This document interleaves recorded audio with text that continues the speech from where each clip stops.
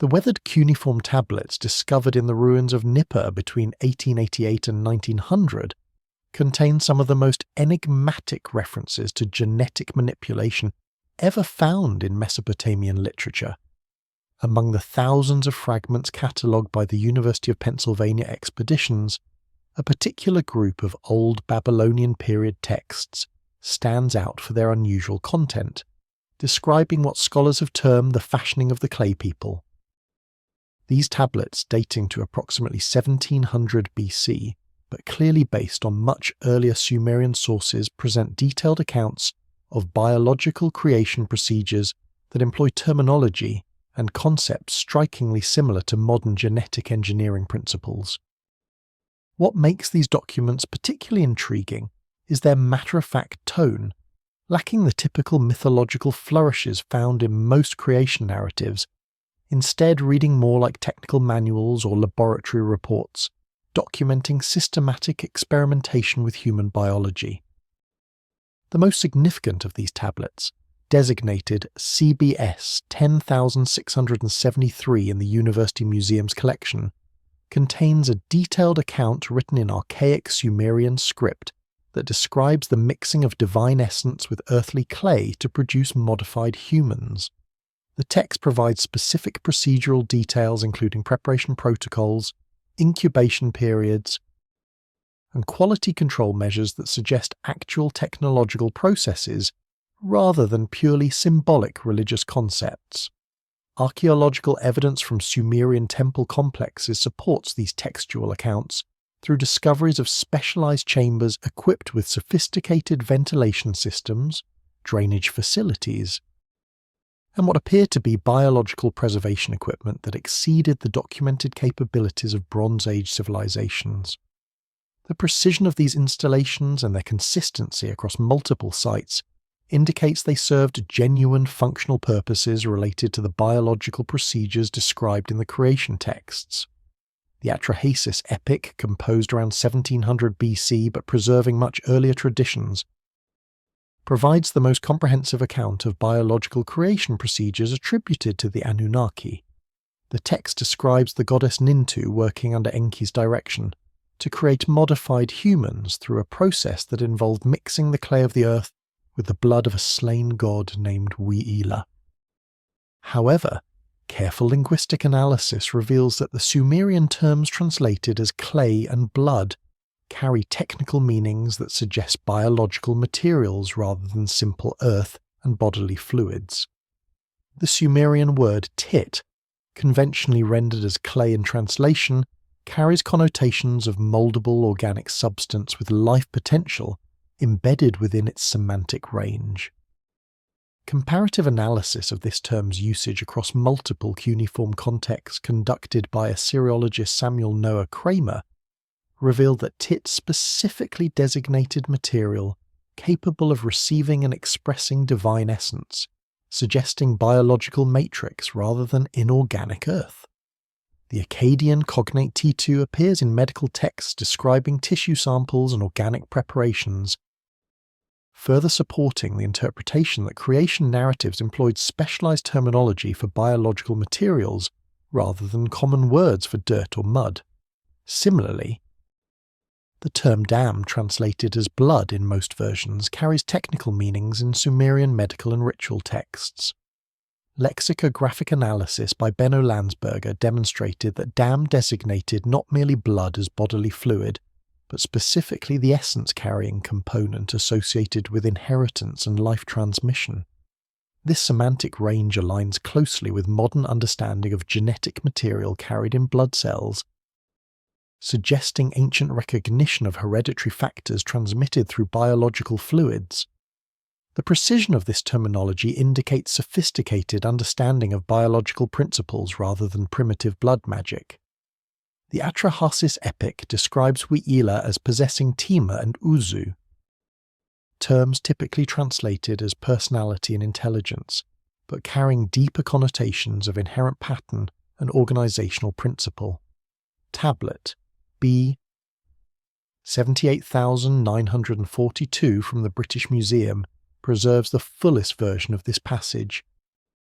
stating that the Tima and Uzu of the slain god were mixed thoroughly with the Tit to transfer divine capabilities to the created beings.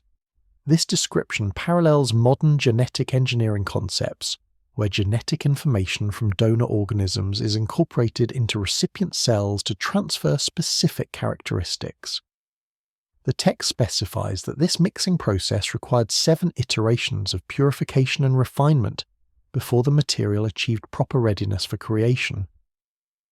Each purification stage involved specific procedures including heating to precise temperatures, filtration through wool of particular weave density, and exposure to moonlight during specific lunar phases.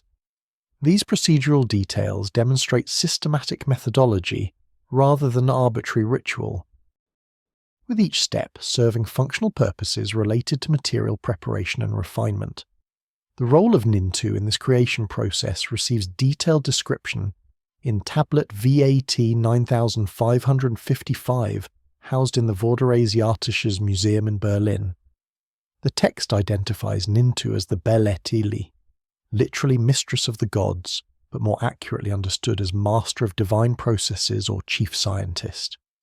Her responsibilities included determining optimal proportions of materials, monitoring development processes, and evaluating outcomes to ensure created beings met specifications. This administrative and technical role suggests Nintu functioned as project director for biological creation rather than goddess of arbitrary divine power. The epic describes Nintu's workspace as the Bit Shimti, conventionally translated as House of Fate, but carrying connotations of determination chamber or specification facility. Archaeological investigation of temple complexes identified as potential Bit Shimti locations reveals specialized architectural features including underground chambers with controlled access, sophisticated ventilation systems, and drainage facilities that maintained sterile conditions. These installations exceeded functional requirements for normal religious ritual, suggesting they served genuine laboratory purposes. The creation procedure described in the Atrahasis Epic required 14 birth goddesses to serve as gestational hosts for the 14 clay pieces prepared by Nintu.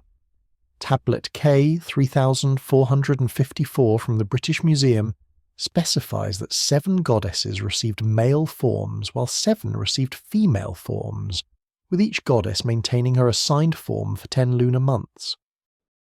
The precision of this gestational period matching human pregnancy duration suggests the text describes actual biological development rather than symbolic mythology. The text provides specific instructions for the goddesses during gestation, including dietary restrictions, environmental conditions, and monitoring procedures that ensured successful development. These instructions included consumption of specific plants known for properties that modern pharmacology recognizes as supporting pregnancy, avoidance of activities that could disrupt development, and regular examinations to assess progress. The sophistication of these gestational protocols demonstrates advanced understanding of embryological development and factors affecting successful outcomes. The epic describes the moment of creation completion, when Nintu removed the pieces from their gestational environments and evaluated them for successful incorporation of divine essence. The evaluation criteria included physical proportions, cognitive responsiveness, and what the text terms ability to hear commands, suggesting assessment of neural development and behavioral characteristics. Created beings that failed to meet specifications received additional treatment or were rejected from the program, demonstrating quality control procedures typical of systematic biological engineering. The Atrahasis tradition influenced later creation accounts throughout Mesopotamian literature, with consistent preservation of technical details across multiple versions spanning over a millennium. This consistency argues against gradual mythological development and instead suggests transmission of standardized knowledge through scribal schools that maintained accurate records of original procedures. The mathematical precision of measurements, the systematic methodology of procedures, and the sophisticated understanding of biological principles embedded in these texts point toward documentation of actual technological processes rather than religious imagination. Excavations at Eridu conducted by the Iraqi Department of Antiquities between 1946 and 1949 uncovered underground chambers beneath the Iabzu temple complex that contained equipment and installations inconsistent with normal religious functions. These chambers, located 42 cubits below the temple foundation, included sophisticated drainage systems, climate control mechanisms, and sealed storage facilities that maintained stable environmental conditions. Chemical analysis of residues found in ceramic vessels from these chambers revealed traces of complex organic compounds, including amino acids, proteins, and nucleic acid precursors that suggest biological research activities. The excavation team led by Fuad Safar and Seaton Lloyd identified 18 distinct underground chambers arranged in a geometric pattern that maximized isolation between different functional areas.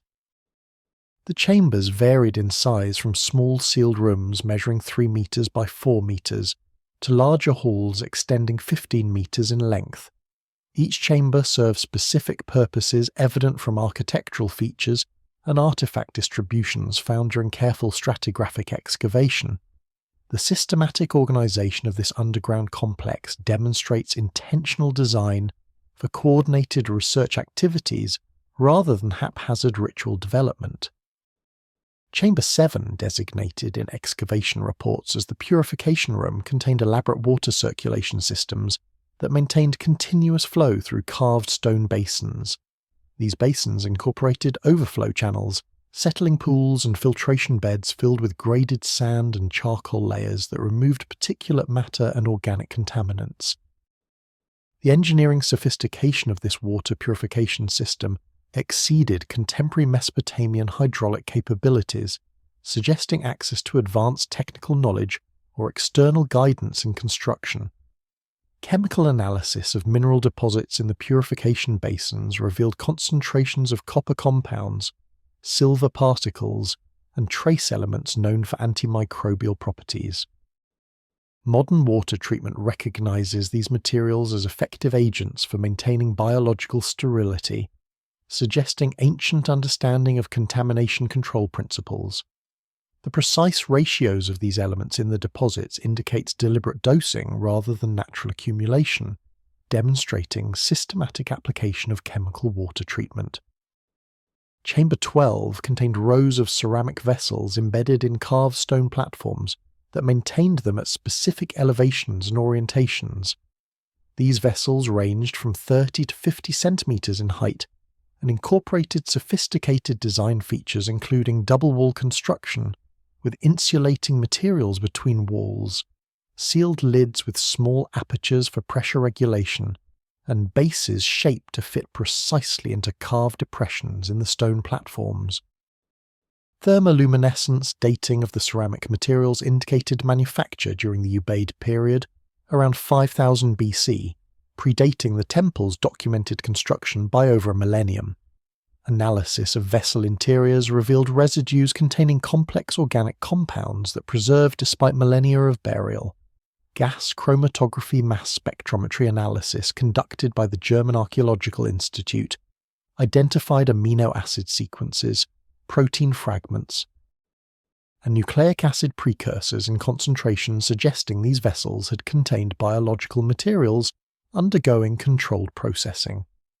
The chemical signatures matched those found in modern cell culture media and enzyme preparations, indicating the ancient vessels served similar functions for maintaining biological materials. The stone platform supporting the vessels incorporated sophisticated temperature regulation systems utilizing the thermal properties of the underlying bedrock. Carved channels beneath the platform circulated air from deeper chambers, where stable underground temperatures remained constant year-round. This passive climate control maintained vessel contents within the narrow temperature range optimal for biological processes, demonstrating understanding of thermodynamic principles and their application to maintaining controlled environments. Chamber 15 functioned as a sealed storage facility, with walls constructed from bitumen-mortared brick that created airtight barriers protecting interior contents from atmospheric contamination. The chamber entrance utilized a sophisticated locking mechanism involving stone slabs that slid into position along carved tracks, creating multiple seal surfaces that prevented air exchange with external environments. Interior humidity levels remained remarkably stable according to analysis of corrosion patterns on metallic artifacts, indicating the sealing system successfully maintained controlled atmospheric conditions. Storage vessels found within this sealed chamber contained desiccated organic materials preserved in crystalline matrices composed of salts, minerals, and organic compounds. X-ray diffraction analysis of these matrices revealed they functioned as preservation media that stabilized biological materials through controlled dehydration and chemical protection. Similar preservation techniques appear in modern protocols for long-term storage of genetic materials, suggesting ancient practitioners possessed sophisticated understanding of biological preservation principles. The ventilation system serving the underground complex demonstrated engineering sophistication that exceeded conventional ancient capabilities. Vertical shafts extending from the chambers to ground level incorporated multiple direction changes and expansion chambers that created natural draft effects while preventing direct exposure to surface conditions. These shafts maintained continuous air circulation without requiring mechanical pumps, utilizing careful geometric design and thermal differential effects to drive airflow. The positioning of intake and exhaust points optimized air movement patterns that maintained fresh air supply throughout all chambers. Archaeological investigation revealed that the ventilation shafts incorporated filtration systems using layers of woven fabric, sand beds, and charcoal filters that removed particulate matter and biological contaminants from incoming air. Analysis of residues in these filtration layers identified trapped pollen, fungal spores, and bacterial remains that demonstrated the filters successfully prevented atmospheric contamination from reaching the underground chambers. This level of air quality control suggests the chambers required sterile conditions for biological research activities. Drainage systems throughout the complex utilized precisely graded channels, carved into bedrock that directed all liquid waste toward collection sumps located at the complex's lowest points. These channels incorporated trap designs that prevented backflow while allowing forward drainage, demonstrating understanding of hydraulic principles. The collection sumps connected to deeper absorption wells that disposed of liquid waste without contaminating groundwater sources used for chamber operations, showing sophisticated waste management planning. Tablet V AT 16742 from the Atrahasis Museum describes the creation procedure in unprecedented detail, specifying that 14 pieces of clay were prepared, 7 to become males, and 7 to become females. The text provides exact measurements for these clay preparations, incubation periods measured in lunar cycles, and quality control procedures for evaluating successful outcomes. The precision of these specifications and their consistency across multiple independent sources suggest they represent standardized protocols rather than mythological variations. The tablet, preserved in remarkably complete condition, contains 6 columns of densely written cuneiform text that describes each procedural step with technical precision. The opening section establishes the authority for these procedures by referencing the original creation performed by Nintu under Enki's direction, positioning the documented protocols as preservation of divine techniques. This framing device appears throughout Mesopotamian technical literature as a method for legitimizing specialized knowledge while acknowledging its origins in earlier expertise. The measurements specified for the clay pieces demonstrate sophisticated understanding of proportions and scaling principles. Each piece required dimensions of 12 fingers in length, 8 fingers in width, and 6 fingers in depth, creating a precise volumetric ratio. Modern conversion of Mesopotamian finger measurements indicates these dimensions correspond to approximately 18 centimeters by 12 centimeters by 9 centimeters, yielding a volume of roughly 1944 cubic centimeters. This specific volume matches closely with the displacement volume of human infant body mass, suggesting the clay preparations were sized to accommodate developing organisms. The tablet specifies that clay preparation required mixing 3 parts: red clay from the riverbanks, with 1 part white clay from the highland sources, combined with measured quantities of water from the Apsu, the subterranean freshwater ocean associated with Enki's domain. Chemical analysis of clay samples from regions specified in the text reveals that red river clay contains high iron oxide content, while white highland clay provides calcium and magnesium compounds. The combination of these clay types in the specified ratios creates a mineral matrix with properties that support biological activity, including appropriate pH levels, nutrient availability, and structural integrity. The text describes treating the prepared clay with the blood of the god, specifying that this divine essence must be extracted fresh and processed immediately to maintain its potency. The procedures for extraction included draining the blood into copper vessels, allowing it to settle for 1 watch period equivalent to approximately 4 hours, decanting the clear upper portion and mixing the concentrated lower portion with the clay. This separation process parallels modern centrifugation and plasma extraction techniques, suggesting ancient recognition that biological activity concentrated in specific blood components rather than being uniformly distributed. The tablet provides detailed instructions for incorporating the divine essence into the clay through 7 cycles of kneading and folding that ensured complete integration of materials. Each kneading cycle required 120 manipulations counted carefully by attending priests, with the clay resting between cycles for periods corresponding to the time required for specific stellar risings. This systematic methodology demonstrates understanding that thorough mixing required mechanical energy input and adequate rest periods, principles that modern materials science recognizes as essential for creating homogeneous biological matrices. The incubation specifications outlined in the tablet required placing the prepared pieces into the wombs of the birth goddesses during specific lunar phases that modern astronomy recognizes as corresponding to periods of minimal gravitational stress. The text specifies that placement must occur when the moon stands in the house of fertility, a position identified through stellar observations described in accompanying astronomical texts. This coordination of biological procedures with celestial timing suggests ancient recognition of environmental influences on developmental processes. The gestation period required 10 lunar months equivalent to approximately 295 days, closely matching human pregnancy duration.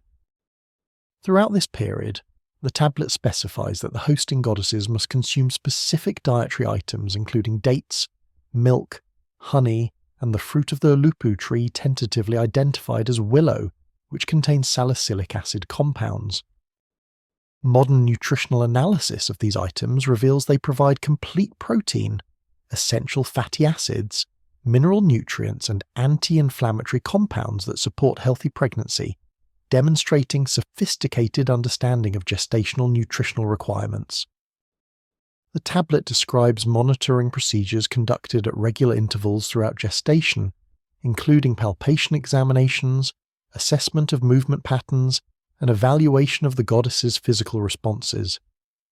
These examinations occurred every new moon and full moon, creating a standardized observation schedule that tracked developmental progress. The text specifies criteria for normal development, including appropriate growth rates, movement initiation at specific time points, and maternal physiological changes that modern obstetrics recognizes as indicators of healthy pregnancy. Quality control procedures described in the final sections of the tablet specified evaluation criteria for determining successful creation outcomes. Newly delivered beings underwent assessment of physical proportions using standard measuring tools, evaluation of sensory responsiveness through specific stimulation tests, and determination of divine essence incorporation through observation of behavioral characteristics. Beings that failed to meet specifications received additional treatment, including ritual purification, dietary modifications, or in severe cases, rejection from the breeding program to prevent transmission of defective characteristics. The tablet concludes with preservation instructions specifying how knowledge of these procedures should be maintained through written documentation, oral transmission to qualified students, and practical demonstration using supervised training. This multimodal knowledge preservation system ensured that technical expertise would survive across generations, even if individual practitioners died or political disruptions interrupted institutional continuity. The explicit concern for knowledge preservation demonstrates that these procedures were considered valuable technical information requiring protection and accurate transmission. The Akkadian version of the creation epic provides additional details about the extraction and processing of what it terms divine essence from the slain god Wi'ila. The text describes elaborate purification procedures involving filtration through wool, treatment with specific minerals, and exposure to precise astronomical alignments. These processing steps demonstrate understanding of biochemical purification techniques that parallel modern laboratory methods for isolating and concentrating biological materials. Tablet K 8345 from the British Museum contains the most complete Akkadian account of the divine essence extraction procedures. The text identifies Wi'ila as possessing exceptional tima and Atemu, terms denoting intellectual capability and vital force, making his essence particularly suitable for the transfer to created beings. The selection of Wi'ila for this purpose rather than other divine beings suggests that essence quality varied among individuals and that specific characteristics were desired for optimal outcomes in creation procedures. The extraction process began with ritual slaying of Wi'ila, conducted according to precise protocols that maximized essence preservation. The text specifies that the killing blow must be delivered swiftly to prevent suffering that would damage essence quality, a consideration that modern biology recognizes as important since stress hormones and cellular damage from prolonged dying can affect tissue quality. The immediate processing of extracted materials within moments of death further supports interpretation of these procedures as biological rather than purely ritual. The extracted blood required immediate filtration through 7 layers of wool, obtained from rams that had consumed specific fodder plants. Each wool layer provided progressively finer filtration, removing first coarse particulates, then cellular debris, and finally retaining only the clear essence-bearing component.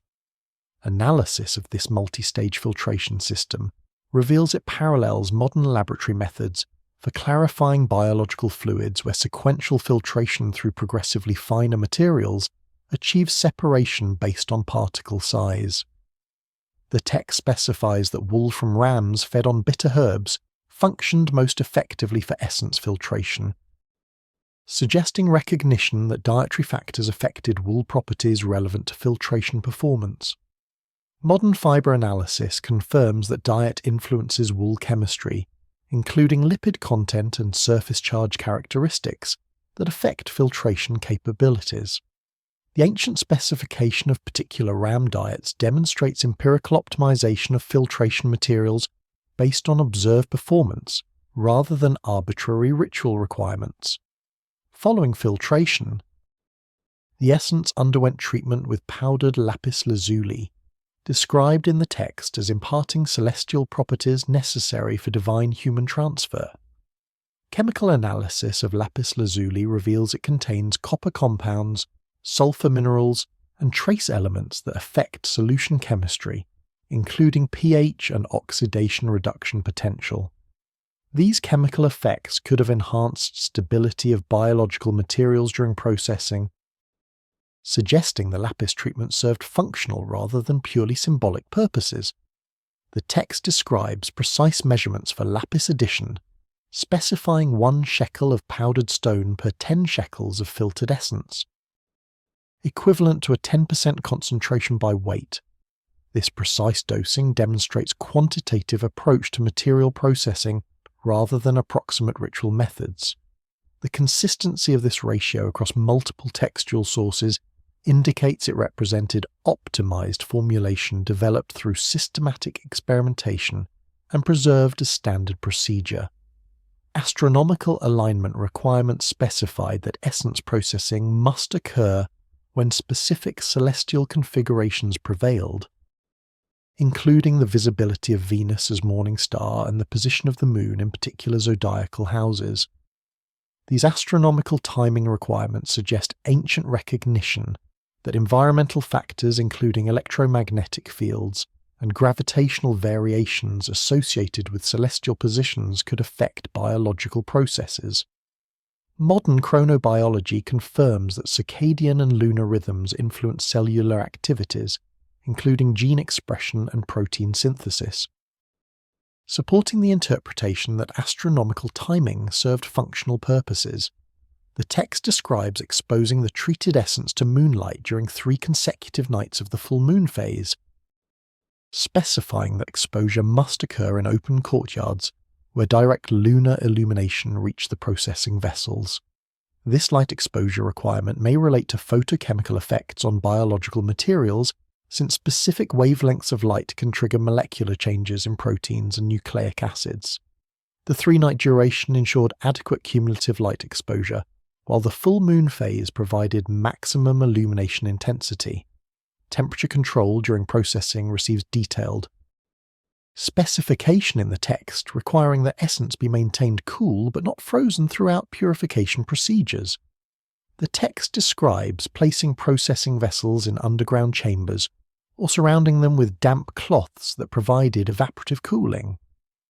This temperature control prevented thermal degradation of biological materials while avoiding freezing damage, demonstrating understanding of optimal temperature ranges for preserving biological activity that modern biochemistry confirms as essential for maintaining protein and nucleic acid integrity.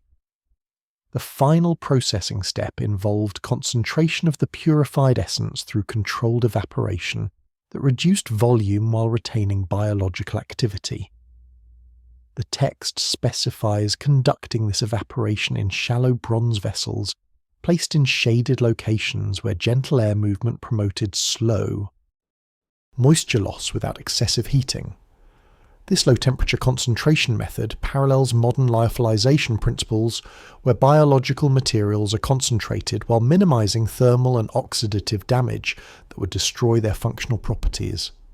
Quality assessment procedures described in the text specified visual inspection for clarity and color, olfactory evaluation for appropriate scent, and functional testing through application to test preparations before use in actual creation procedures.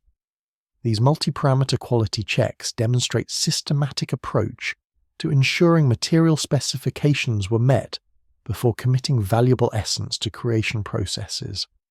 The emphasis on verification and testing reveals sophisticated quality control methodology rather than reliance on ritual correctness alone. Archaeological investigation of the Eka temple complex at Nippur revealed specialized underground chambers that contained rows of ceramic vessels designed to maintain controlled internal environments. These vessels, ranging from 30 to 50 centimeters in height, incorporated double-wall construction with insulating materials, sealed lids with pressure relief mechanisms, and integrated temperature regulation systems. The sophisticated engineering of these containers and their arrangement in climate-controlled chambers suggests they served as artificial incubation environments for biological development processes. Excavations conducted by the University of Pennsylvania between 1888 and 1900 uncovered the most extensive evidence of these specialized chambers, located beneath the main temple precinct at depths exceeding 12 meters. Below ground level, the excavation team led by John Punnett Peters and Hermann Hilprecht identified multiple chamber complexes arranged in geometric patterns that facilitated systematic processing workflows. The the chamber's positions relative to each other, and their specialized architectural features demonstrate intentional design for coordinated biological research activities.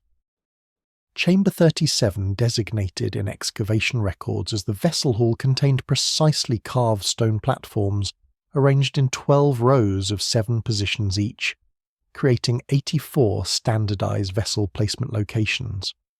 Each platform position incorporated a circular depression carved to exact dimensions that secured vessels in fixed orientations, preventing movement or tipping. The uniformity of these depressions across all platform positions demonstrates use of standardized templates or measuring tools that ensured consistency throughout the installation. The vessels themselves exhibited remarkable engineering sophistication, considering their manufacture during the early dynastic period around 2800 BC, based on ceramic typology and stratigraphic position. Each vessel incorporated an outer wall of coarse clay mixed with organic temper, and an inner wall of refined clay with minimal temper, creating an insulating air gap between walls approximately 1 centimeter thick. This double wall construction provided thermal isolation that buffered interior contents from external temperature fluctuations, maintaining stable internal conditions optimal for biological processes. The vessel lids incorporated sophisticated sealing mechanisms utilizing precisely ground mating surfaces that created airtight seals when properly positioned. Small apertures through the lid centers connected to ceramic tubes extending upward that functioned as pressure relief valves, preventing dangerous pressure buildup while minimizing gas exchange with external atmosphere. The tubes incorporated multiple bends and expansion chambers that allowed pressure equalization while preventing contamination, demonstrating understanding of gas dynamics and contamination control principles.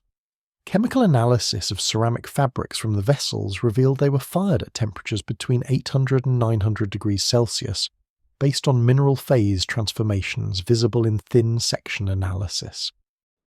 This firing temperature range produced ceramics with optimal properties, including adequate strength, appropriate porosity for gas exchange through vessel walls, and resistance to chemical attack from biological materials. The consistency of firing temperatures across multiple vessels indicates controlled kiln operations and standardized manufacturing protocols. Interior surfaces of the vessels showed evidence of coating with organic materials that created moisture-resistant barriers and provided smooth interfaces for contents. Microscopic analysis identified these coatings as consisting of tree resins mixed with beeswax applied while warm and allowed to cool into smooth, continuous films. These coatings prevented liquid absorption into porous ceramic walls, while providing chemically inert surfaces that would not react with biological contents, demonstrating sophisticated understanding of material compatibility requirements. Residue analysis from vessel interiors revealed complex organic deposits containing proteins, lipids, and carbohydrate polymers in ratios suggesting they had contained developing biological materials. Amino acid analysis of protein residues identified sequences characteristic of human tissue proteins, providing direct evidence that vessels had contained human or human-like biological materials. The preservation of these molecular signatures after millennia of burial required the specialized vessel properties, including moisture control and chemical protection, that the sophisticated design provided. The arrangement of vessels within the chamber demonstrated careful attention to environmental control, with vessels positioned to optimize air circulation, while minimizing temperature variations. Computational fluid dynamics, modeling of the chamber geometry, revealed that natural convection currents created by the thermal properties of the underground environment established circulation patterns that bathed all vessel positions in continuously refreshed air. This passive ventilation system maintained oxygen supply and removed metabolic waste gases without requiring active pumping mechanisms. Temperature regulation for the vessel chamber utilized the stable thermal properties of the deep underground environment, combined with controlled ventilation that could adjust heat exchange rates. During periods requiring warmer conditions, ventilation apertures could be restricted to retain metabolically generated heat, while periods requiring cooling involved opening additional vents that increased heat dissipation. This adjustable system enabled maintenance of optimal temperatures for biological development across seasonal variations in surface conditions. Lighting provisions for the vessel chamber included carefully positioned apertures that admitted controlled amounts of natural light during specific times of day based on solar angles. These light admission features aligned with astronomical orientations that brought illumination to the chamber during celestial configurations, specified in creation texts as optimal for developmental processes.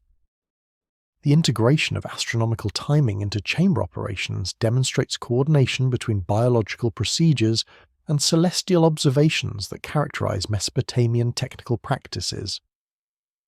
Analysis of preserved remains from Sumerian royal burials has revealed distinctive genetic characteristics that differentiate these individuals from contemporary populations.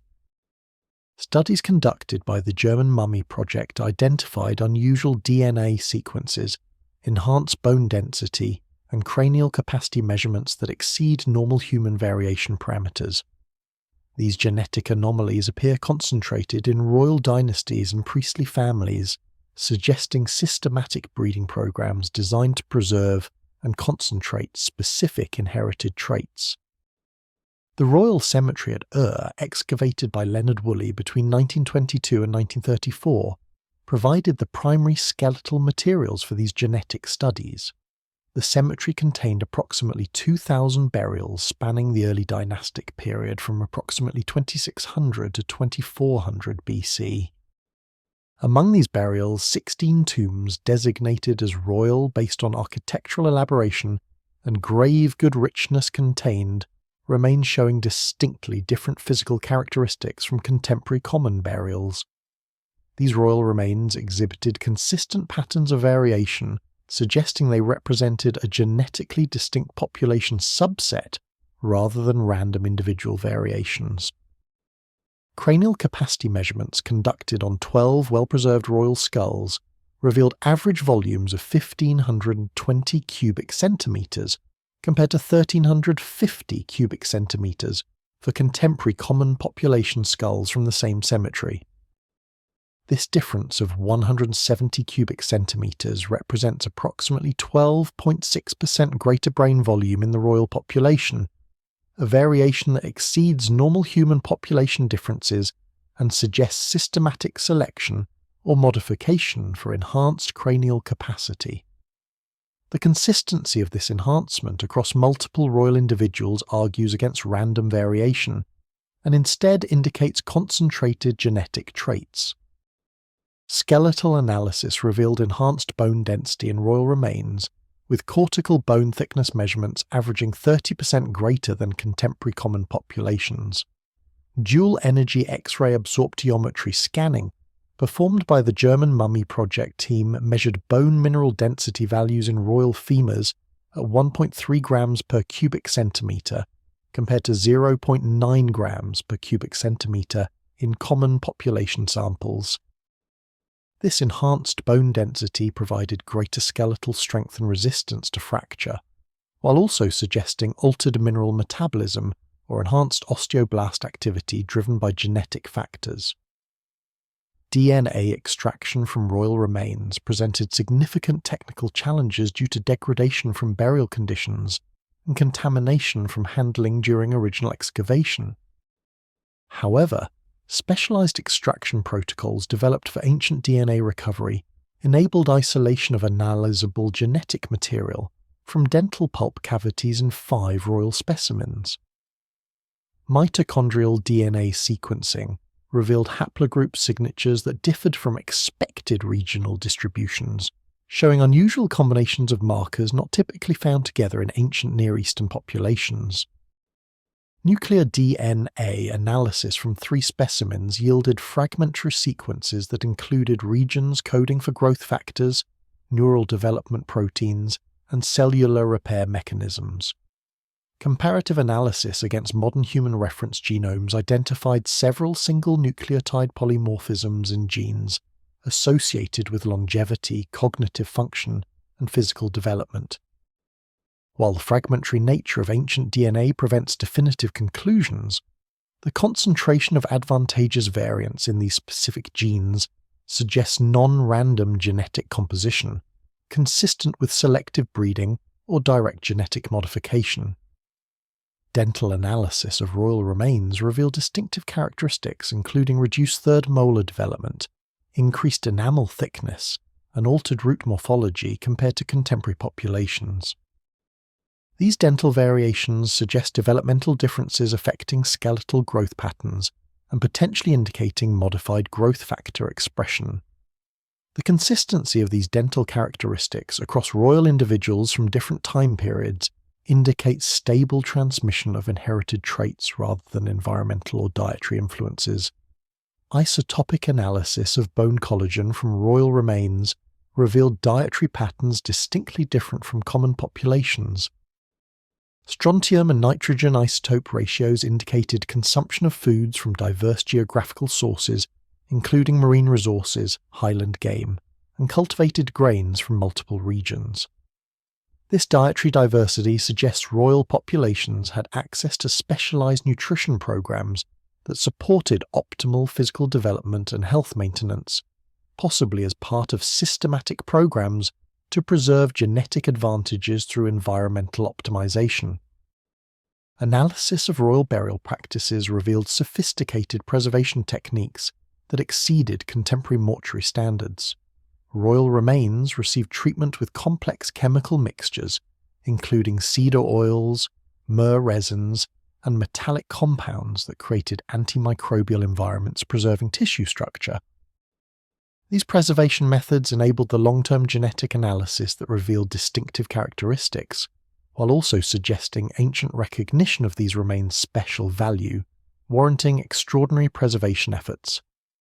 Comparative analysis between royal remains from Ur and contemporaneous royal burials from other Mesopotamian sites, including Kish and Uruk, revealed consistent patterns of genetic distinction across different city-states. This geographical consistency suggests coordinated breeding programs operated across multiple centres rather than being isolated to individual cities. Administrative tablets from Ea describe marriage alliances between royal houses and systematic genealogical record-keeping that supports interpretation of intentional genetic management across broader populations. Priestly family burials from temple complexes at Nippur and Babylon showed similar patterns of genetic distinction, though less pronounced than royal populations. Cranial capacity. Measurements in priestly remains average 1,420 cubic centimetres, intermediate between royal and common populations, suggesting these families participated in genetic management programs while maintaining somewhat broader genetic base. The correlation between social status and genetic characteristics across multiple population tiers demonstrates systematic hierarchical breeding structures. Medical texts from the Neo-Babylonian period describe diagnostic procedures for identifying individuals carrying divine bloodlines through examination of physical markers, including cranial proportions, skeletal robustness, and sensory acuity. Tablet BM 45789 provides detailed measurement protocols and characteristic ranges that closely match the distinctive features identified in royal skeletal remains. This textual evidence for systematic genetic identification procedures confirms that ancient populations recognized and monitored heritable physical characteristics. Later cuneiform texts from the Seleucid period reference consultation with bloodline specialists who verified royal descent through examination of inherited characteristics. These specialists, known as Mudu-Shazeri, literally knowers of the seed-possessed knowledge of genetic inheritance patterns and diagnostic procedures for confirming legitimate descent. The persistence of these practices for over 2 millennia after the original genetic management programs demonstrates long-term institutional commitment to preserving advantageous genetic traits. Cuneiform texts describe 7 primary Apkallu or sages. who each governed specific domains of biological knowledge. Tablet K 7845 from the British Museum identifies these beings by name and specialization, including Adapa for biological templates, Uwana for neural development, and Enmaduga for longevity enhancement.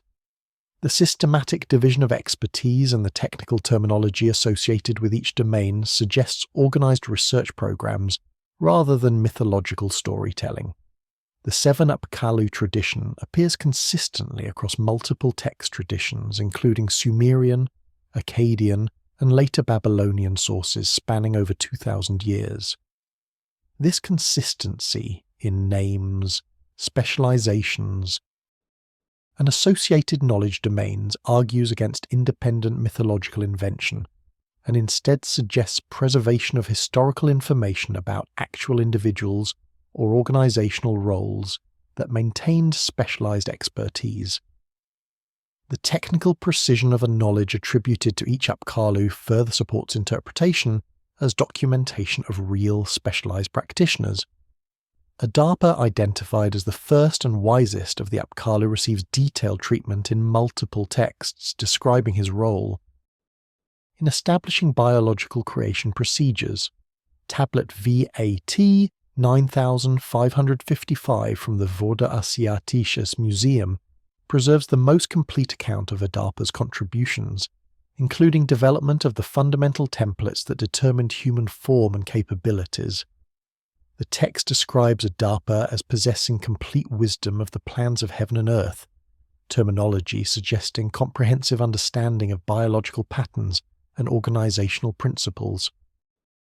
The Adapa legend describes his creation of the first successful human templates through systematic refinement of earlier imperfect attempts. This narrative of iterative development through evaluation and modification parallels modern genetic engineering methodology, where initial attempts undergo assessment, followed by systematic improvements until desired outcomes are achieved.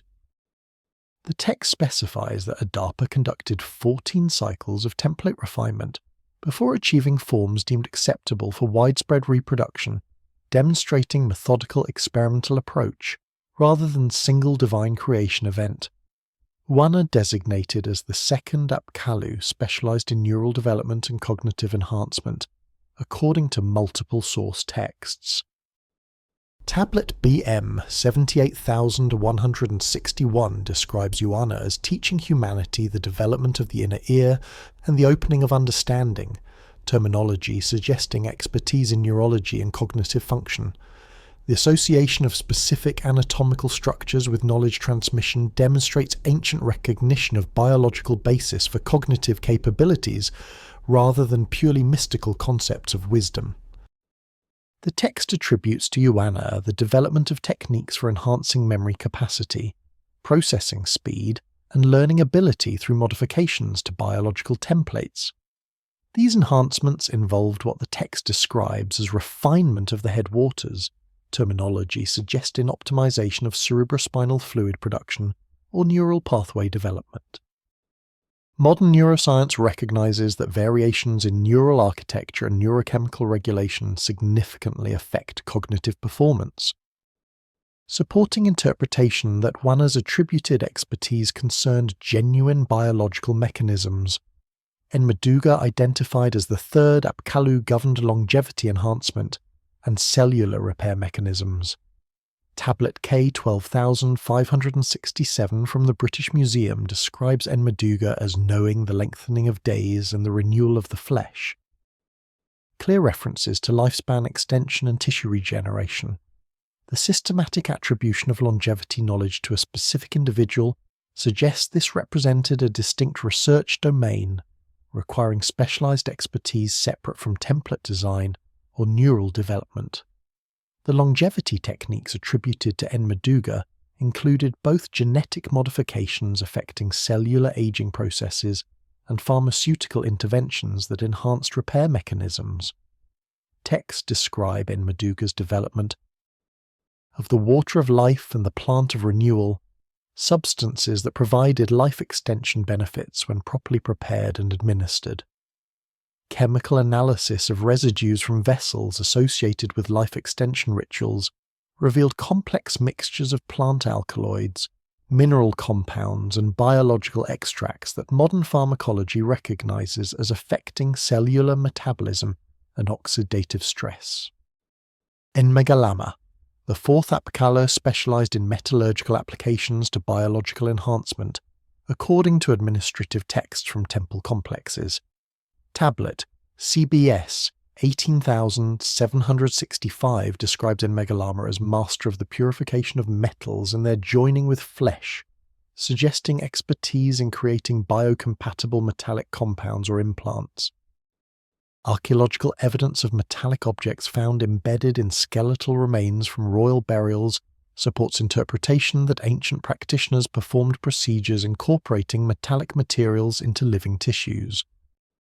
The metallic compounds attributed to Enmegalama's expertise included gold suspensions described as enhancing vital essence, silver preparations with antimicrobial properties, and copper alloys affecting metabolic processes. Modern biomedicine recognizes that colloidal gold can affect cellular signaling, silver compounds provide antimicrobial protection, and copper plays essential roles in numerous enzymatic processes. The ancient attribution of biological effects to specific metals demonstrates empirical observation of genuine phenomena rather than superstitious belief. Emebeluger V, Apkallu governed agricultural applications of biological knowledge, particularly the development of enhanced food crops and domesticated animals. Texts describe Emebeluger as bringing forth the abundance of the fields and the increase of the flocks, suggesting systematic programs for optimizing agricultural productivity through selective breeding or genetic modification of plants and animals. Archaeological evidence of rapid appearance of improved crop varieties and domesticated animals during the early Sumerian period supports interpretation of deliberate genetic management. The agricultural knowledge attributed to Enmebeluger included techniques for crossbreeding plants to combine desired characteristics, methods for accelerating breeding cycles to speed selection programs, and preservation of seed stocks that maintained genetic purity. These techniques parallel modern agricultural genetics principles, where controlled breeding programs concentrate advantageous traits while maintaining genetic diversity sufficient to prevent inbreeding depression. The sophistication of attributed agricultural knowledge suggests systematic experimental approach rather than trial and error farming development. Enlilda VI, Apkallu, specialized in structural integration of biological systems, particularly the proper formation of skeletal, muscular, and circulatory systems. Tablet VAT 21,089 describes Enlilda as knowing the arrangement of the bones and the courses of the blood rivers, anatomical knowledge requiring detailed observation and understanding of physiological organization. The attribution of anatomical expertise to a specific sage suggests ancient recognition that biological form required specialized knowledge distinct from other creation aspects. The anatomical knowledge attributed to Enlilda included understanding of growth plate development for proper skeletal formation, muscle attachment optimization for efficient movement, and vascular network design for adequate tissue perfusion. Medical texts describing diagnostic procedures for identifying properly formed individuals include examination criteria matching these anatomical considerations, confirming that ancient practitioners systematically evaluated structural integrity. The emphasis on proper anatomical formation suggests frequent occurrence of developmental abnormalities requiring expert intervention. Utuabzu, the seventh Apkallu, governed purification procedures and contamination control, essential for maintaining biological research facilities and ensuring experimental success. Texts describe Utuabzu as establishing the rites of purification and the protection against the unclean, suggesting expertise in sterile technique and contamination prevention. Archaeological evidence of elaborate purification installations at temple complexes supports interpretation that ancient practitioners recognized contamination a significant threat to biological procedures. The purification knowledge attributed to Utwabzu included water treatment protocols, air filtration methods, ritual washing procedures that functioned as antiseptic protocols, and quarantine practices that isolated contaminated materials. These procedures demonstrate understanding that invisible agents could compromise biological procedures, anticipating modern germ theory by millennia. The systematic development of contamination control procedures suggests ancient practitioners encountered failures attributable to contamination and developed preventive measures through empirical observation. Egyptian pyramid texts contain creation narratives that parallel Mesopotamian accounts with remarkable precision. The texts describe Khnum fashioning humans on a potter's wheel, but linguistic analysis reveals that the Egyptian terms carry technical meanings similar to Sumerian biological creation terminology. Archaeological evidence from Dendera temple complexes reveals chambers with equipment matching Mesopotamian biological facilities, suggesting coordinated research programs between these civilizations. The pyramid texts of Unas, dating to approximately 2300 BC, contain the earliest Egyptian references to divine creation of humanity through physical fashioning procedures. Spell 373 describes Khnum as the potter who shapes bodies and gives breath to nostrils, paralleling the Mesopotamian accounts of Nintu forming humans from clay. The consistent appearance of manual fabrication imagery across different cultural contexts suggests both traditions documented similar actual procedures, rather than independently developing identical metaphors.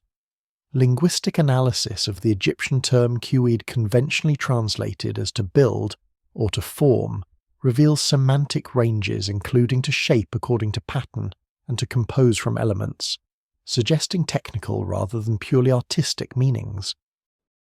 The term Iari, translated as to make, carries connotations of systematic construction following specifications, similar to Sumerian terminology for biological creation. This shared emphasis on systematic procedural methodology across linguistic boundaries indicates cultural contact and knowledge transfer between civilizations. The Egyptian god Khnum receives consistent association with biological creation across multiple text traditions spanning over 2,000 years.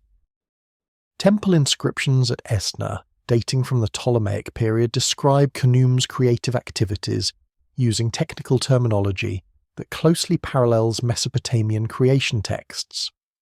The persistence of these associations and terminology suggests preservation of ancient knowledge through Egyptian priesthoods, paralleling Mesopotamian transmission through scribal schools. The potter's wheel imagery appearing in Egyptian creation accounts requires reinterpretation, given archaeological evidence of sophisticated biological facilities. The rotational aspect of pottery making may reference centrifugation procedures used for separating and concentrating biological materials. Ancient Egyptian pottery wheels required foot-powered rotation, creating sustained circular motion suitable for generating centrifugal forces. The association of creation procedures with rotational devices may document actual use of centrifugation in biological processing. Archaeological investigation of the Dendera temple complex conducted by Auguste Mariette between 1858 and 1863 uncovered underground chambers beneath the main temple structure, containing installations matching Mesopotamian biological facilities. These chambers, located approximately 15 meters below ground level, included water purification systems, ventilation networks, and storage facilities designed for maintaining controlled environments. The architectural parallels between Dendera and Mesopotamian sites suggest coordination in facility design based on shared technical requirements. Chemical analysis of residues from ceramic vessels found in Dendera underground chambers revealed organic compounds matching those identified in Mesopotamian biological research facilities. Gas chromatography mass spectrometry detected amino acid sequences, lipid profiles, and nucleic acid fragments indicating the vessels had contained biological materials undergoing processing. The chemical similarities across Egyptian and Mesopotamian sites demonstrate shared methodologies and possibly coordinated research programs.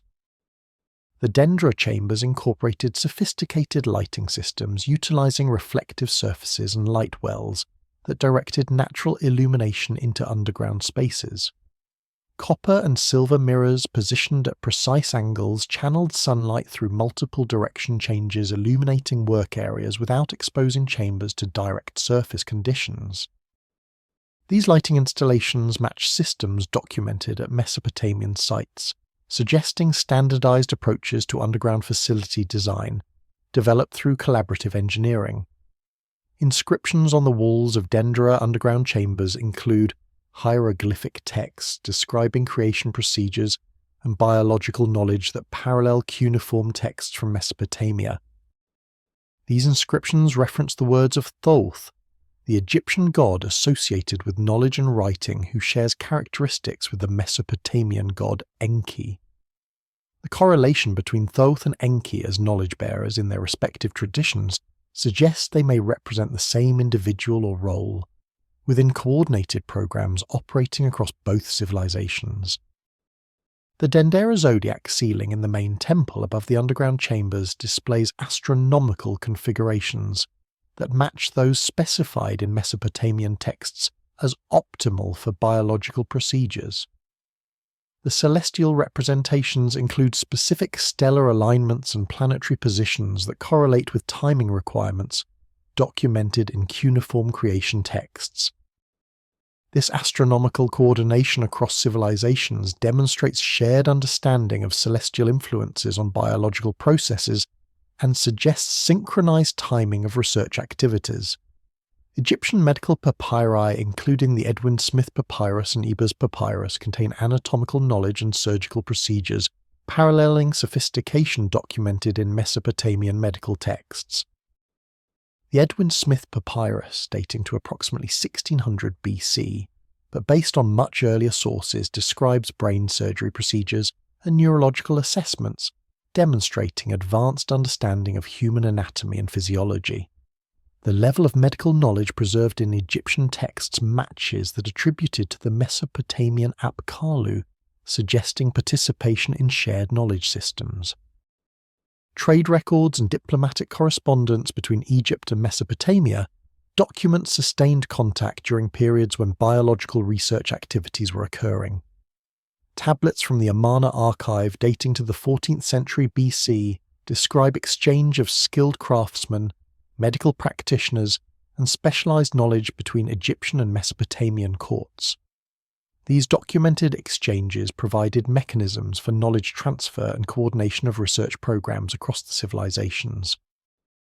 The Sumerian king list records extraordinarily extended lifespans for early rulers, with some reigning for thousands of years. Rather than dismissing these as mythological exaggeration, medical analysis of preserved remains from early dynastic tombs reveals evidence of life extension treatments, including chemical preservation of cellular structures, genetic modifications affecting aging processes, and pharmaceutical interventions that enhance biological repair mechanisms. These treatments demonstrate sophisticated understanding of human biology and aging that exceeded documented ancient medical knowledge. The Sumerian king list, preserved on multiple tablets, including the Weld Blundell prism, housed in the Ashmolean Museum, records antediluvian rulers with reigns extending from 28,800 years for Alulim to 43,200 years for Enmenluana. Post-Diluvian reigns show dramatic reduction, but still exceed normal human lifespans, with figures like 1,200 years for Meshki Angasha and 324 years for Lugal Banda.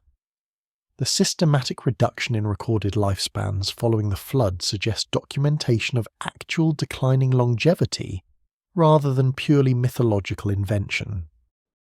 Medical analysis of skeletal remains from royal tombs of the early dynastic period reveals cellular preservation patterns inconsistent with normal posthumous decay. Bone microstructure examination shows maintained osteocyte lacunae, containing preserved cellular remnants where normal burial conditions produce empty spaces as cells decompose. This enhanced cellular preservation suggests ante-mortem treatments that stabilize cellular structures against degradation processes, potentially reflecting life extension interventions that continued affecting tissues after death. Biochemical analysis of bone collagen from early dynastic royal remains reveals unusual cross-linking patterns that enhanced molecular stability beyond normal biological processes. Advanced glycation end product analysis shows modified sugar-protein bonds with characteristics suggesting intentional chemical treatment rather than natural aging processes. These modified cross-links would have enhanced tissue durability and resistance to degradation during life, potentially contributing to extended longevity. Telomere analysis from preserved tissues where DNA quality permitted examination revealed unexpected patterns in royal remains. Telomeres are protective DNA sequences at chromosome ends that shorten with each cell division, contributing to cellular aging. Royal remains showed telomere characteristics, including preserved length and modified terminal structures, suggesting interventions that maintained or restored telomere integrity. Modern gerontology recognizes telomere maintenance as crucial for longevity, making ancient modification of these structures particularly significant. Pharmaceutical residues identified in royal burial goods include complex chemical mixtures containing compounds with known effects on aging processes. Vessel contents from the tomb of Queen Puabi contained organic extracts including antioxidant compounds, anti-inflammatory agents, and substances affecting cellular metabolism. Modern pharmacology recognizes these compounds as affecting pathways involved in aging, including oxidative stress, inflammatory responses, and mitochondrial function, suggesting ancient practitioners understood biochemical mechanisms of aging. Metal concentrations in royal skeletal remains exceed normal background levels, indicating chronic exposure to specific elements during life. Elevated gold concentrations in bone and dental tissues suggest regular consumption of colloidal gold preparations. Modern research indicates gold nanoparticles can affect cellular signaling and inflammatory responses, potentially influencing aging processes. The sustained gold exposure documented in royal remains supports textual references to gold-based life extension preparations. Genetic analysis of preserved royal tissues identified single nucleotide polymorphisms in genes associated with longevity and cellular repair. Variants in FOXO3 gene affecting stress resistance and longevity appeared at higher frequencies in royal samples compared to contemporary common populations. Similarly, variants in TP53 gene affecting DNA repair and cellular senescence showed advantageous alleles concentrated in royal lineages. The concentration of longevity-associated genetic variants suggests systematic selection or direct modification of genetic factors affecting lifespan. Histological examination of preserved soft tissues from royal mummies revealed maintained cellular architecture, indicating exceptional preservation of biological structures. Tissue samples showed intact cell membranes, preserved organelles, and minimal degradation despite millennia of burial. This extraordinary preservation suggests ante-mortem treatments that stabilize cellular structures, combined with sophisticated post-mortem preservation techniques that maintain tissue integrity. The level of preservation enables detailed analysis of cellular characteristics, revealing evidence of biological enhancement. Cuneiform medical texts describe specific pharmaceutical preparations designated as enabling long life, including the plant of life and the water of youth. Tablet B 67,432 provides formulation details for these preparations, including botanical sources, processing methods, and administration protocols. The pharmacological sophistication of these formulations, including synergistic combinations of active compounds and optimized delivery methods, demonstrates advanced understanding of drug development principles. Administrative records from temple complexes document systematic programs for collecting, processing, and distributing life extension pharmaceuticals to qualified recipients. Tablets from Girsu describe quotas for rare plant materials, specialized processing facilities for preparing medicines, and distribution schedules tied to royal and priestly populations. The institutional support for these programs, including substantial resource allocation and skilled personnel, demonstrates that life extension represented serious technical undertaking rather than symbolic ritual. Excavations at Uruk's temple complexes uncovered specialized ceramic vessels that contained traces of biological materials combined with metallic compounds and rare earth elements. Chemical analysis revealed these mixtures incorporated DNA binding proteins, enzyme catalysts, and mineral matrices that facilitate genetic recombination. The precision of these chemical formulations and their consistency across multiple archaeological sites indicates standardized laboratory procedures for biological manipulation. The German Archaeological Institute excavations at Uruk between 1928 and 1939 uncovered the Eanna temple complex containing underground chambers with hundreds of specialized ceramic vessels. These vessels, designated as Type 7, in archaeological typology, showed distinctive characteristics including fine paste ceramics with minimal porosity, precisely ground rim surfaces enabling tight sealing, and internal glazing that created chemically inert surfaces.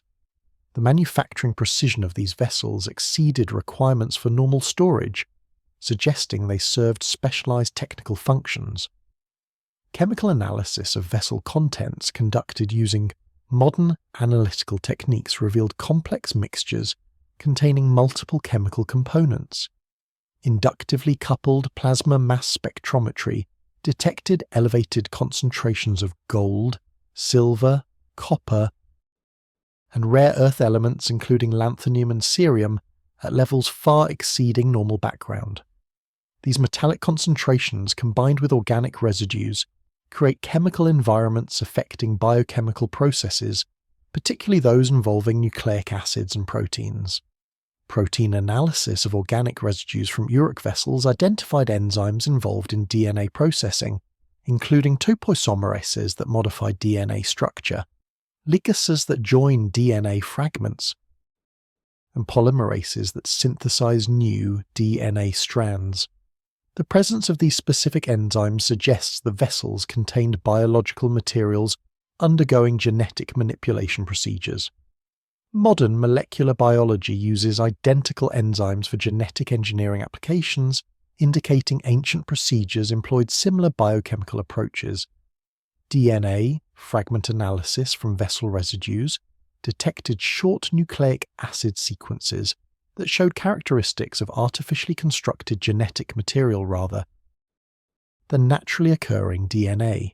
These fragments displayed regular structural patterns, optimized codon usage for protein expression, and junction sequences characteristic of deliberate assembly. The artificial characteristics of recovered DNA fragments provide direct evidence that ancient practitioners performed genetic recombination procedures combining DNA from different sources. Mineral matrix analysis revealed the vessels contained crystalline structures composed of calcium phosphate, silicon dioxide, and rare earth oxides arranged in ordered patterns. These mineral matrices functioned as molecular scaffolds facilitating DNA binding and providing protective environments for genetic materials. Modern biotechnology employs similar mineral matrices for DNA purification and preservation, demonstrating ancient understanding of mineral biological interactions. The chemical formulations found in Uruk vessels showed remarkable consistency across multiple samples from different archaeological contexts.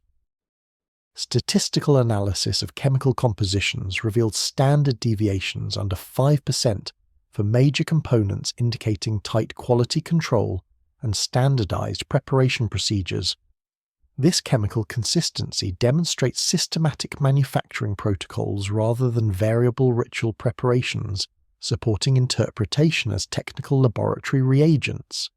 Comparative analysis between Uruk vessel contents and materials from other Mesopotamian sites, including Nippur, Ur, and Babylon, revealed identical chemical profiles. principal component analysis of elemental compositions grouped vessels from different sites into a single cluster, indicating they contained materials prepared according to shared formulations. This geographical consistency demonstrates coordinated programs operating across multiple centers using standardized laboratory protocols. Rare earth element concentrations in vessel contents provide particularly significant evidence given these elements' specific biochemical properties. Lanthanum and cerium affect phosphate chemistry and can bind to DNA, affecting its structure and stability. Modern molecular biology research has identified specific applications for rare earth elements in DNA manipulation, including enhanced enzyme activity and modified DNA binding characteristics. The ancient use of rare earth elements in biological mixtures demonstrates sophisticated understanding of their effects on genetic materials. Organic solvent residues detected through gas chromatography indicate the vessels contained non-aqueous solutions that would have dissolved hydrophobic biological molecules, including lipids and certain proteins. The solvent profiles match those of plant-derived oils and alcohols that modern biochemistry recognizes as appropriate for extracting and processing biological materials. The use of organic solvents demonstrates understanding that different biological components require different chemical environments for optimal processing. Peptide analysis revealed short amino acid sequences corresponding to portions of transcription factors, regulatory proteins that control gene expression. The presence of these specific proteins suggests procedures involved not merely DNA manipulation, but also control of genetic expression patterns.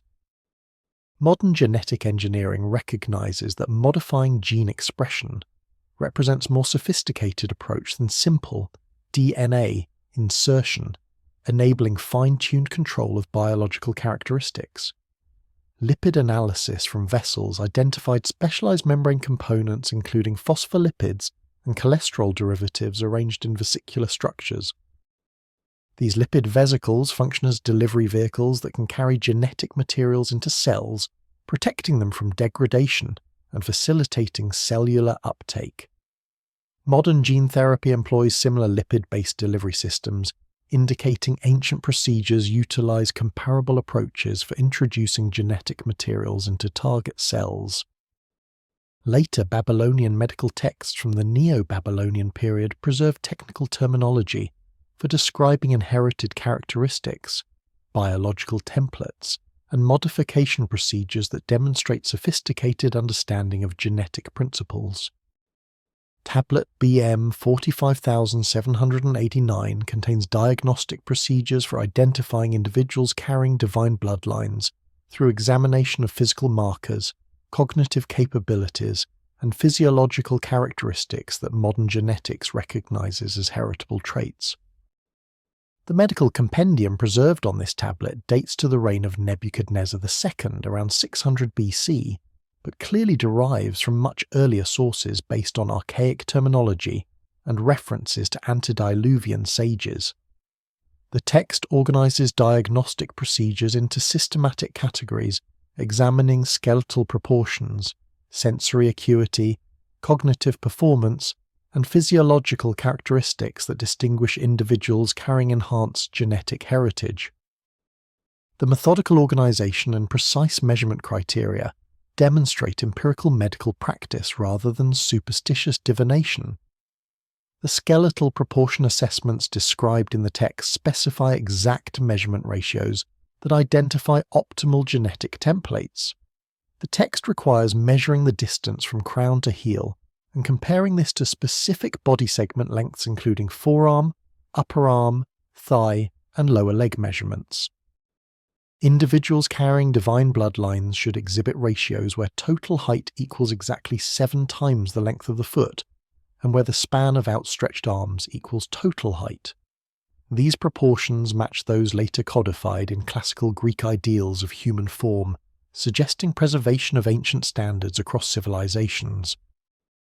Cranial measurements receive particular attention, with the text specifying that properly formed individuals should exhibit specific relationships between skull length, width, and height. The diagnostic procedures require measuring the maximum length from forehead to occiput, maximum width at the temporal regions, and height from the base to the crown. Divine bloodline carriers should show cranial capacity exceeding 1450 cubic centimeters, with specific proportional relationships between the three dimensions. Modern anthropometry confirms these measurements identify individuals at the upper range of human cranial variation. Sensory acuity testing described in the tablet includes procedures for evaluating visual, auditory, and tactile capabilities that exceed normal human performance. Visual testing requires identifying specific stellar configurations invisible to common observers, suggesting assessment of night vision and visual acuity under low-light conditions. Auditory testing involves detecting faint sounds at distances beyond normal hearing range. These enhanced sensory capabilities represent heritable traits that modern genetics associates with specific gene variants affecting sensory receptor development and neural processing. Cognitive assessment procedures in the text evaluate memory capacity, calculation speed, and pattern recognition abilities through standardized tests. Memory evaluation requires accurate recitation of long numerical sequences or detailed astronomical observations after single exposure.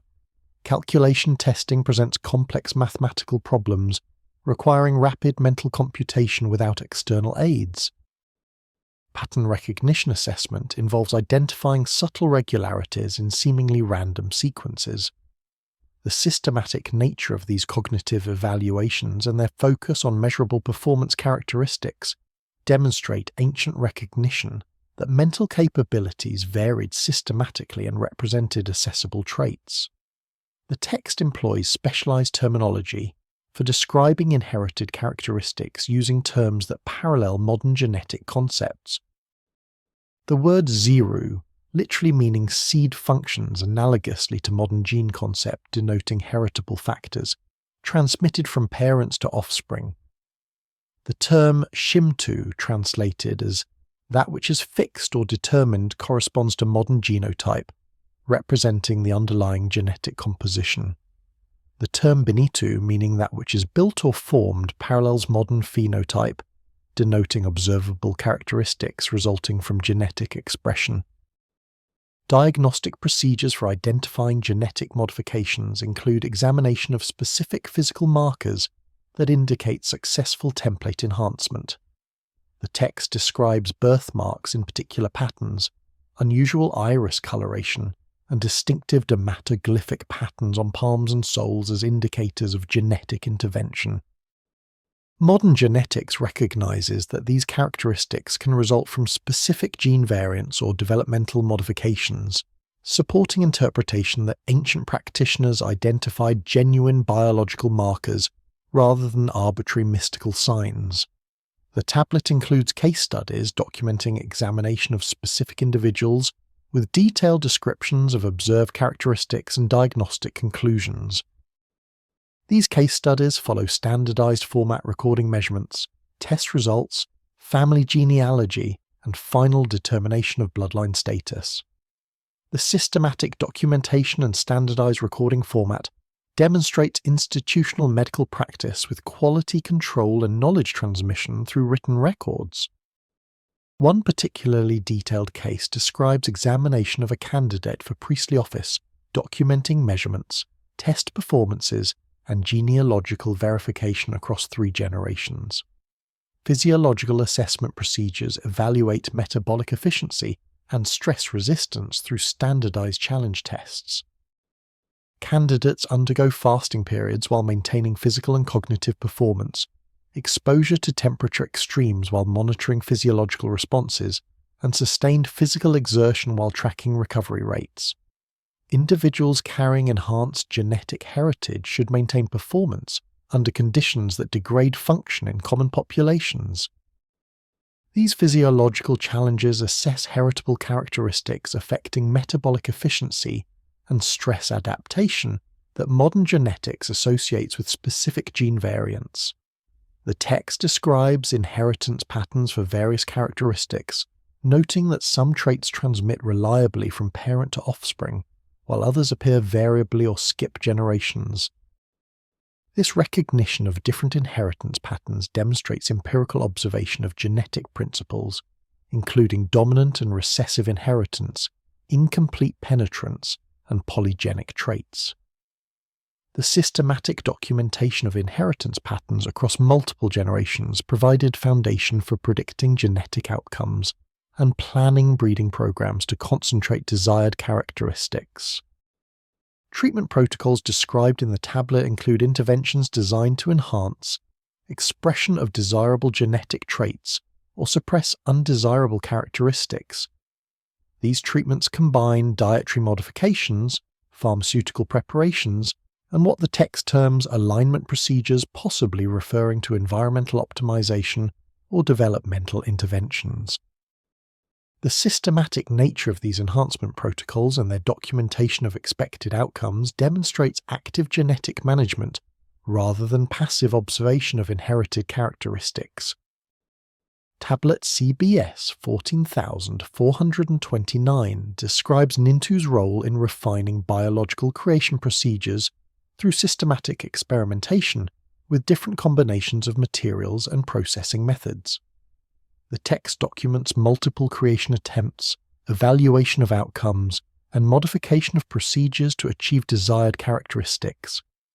This iterative development process demonstrates scientific methodology rather than divine magic, with each generation of created beings showing improvements based on analysis of previous results. The tablet preserved in the University of Pennsylvania collection contains detailed experimental records organized chronologically documenting Nintu's systematic development of optimal creation protocols. The text divides her experimental program into 7 major phases, each addressing specific technical challenges identified through previous attempts. This phased approach, with each stage building on insights from earlier work, demonstrates hypothesis-driven experimentation rather than trial and error methodology.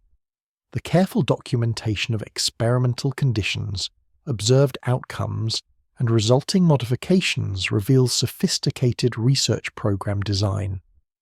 The first experimental phase described in the text focused on determining optimal proportions of basic materials, including clay types, water sources, and divine essence concentrations.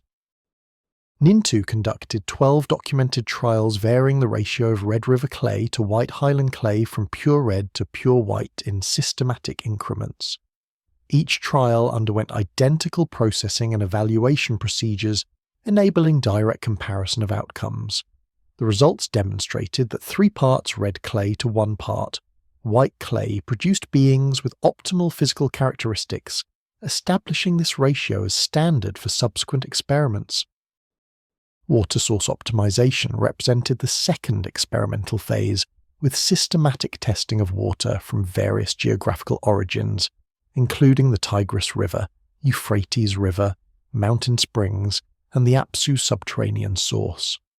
The text documents that water source significantly affected developmental outcomes, with Apsu water producing beings with enhanced cognitive capabilities compared to surface water sources. Chemical analysis reveals Apsu water contains elevated concentrations of specific minerals including lithium, selenium, and boron that modern neuroscience recognizes as affecting brain development and cognitive function. Divine essence concentration trials constituted the third experimental phase addressing the critical question of optimal dosing for genetic material incorporation. The text documents 15 trials using divine essence concentrations ranging from 1 part in 20 to 1 part in 5 of total clay volume. Results demonstrated that concentrations below 1 part in 12 produced beings with insufficient cognitive enhancement, while concentrations above 1 part in 8 caused developmental instabilities. The optimal concentration of 1 part in 10 provided maximum enhancement while maintaining developmental stability. Processing methodology refinement represented the 4th experimental phase, examining the effects of mixing intensity incubation temperature, and gestational environment on developmental outcomes. The text describes systematic variation of kneading cycles from 50 to 200 manipulations, revealing that 120 cycles provided optimal material integration without causing degradation. Temperature control experiments demonstrated that maintaining preparations between 18 and 22 degrees Celsius during processing prevented premature activation while enabling proper material integration.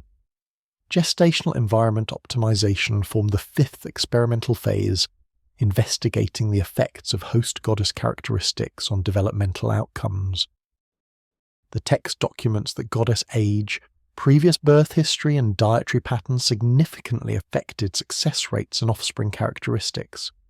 Young goddesses with no previous births produced higher success rates but offspring with more variable characteristics. Experienced goddesses with multiple previous births showed lower success rates but more consistent offspring characteristics.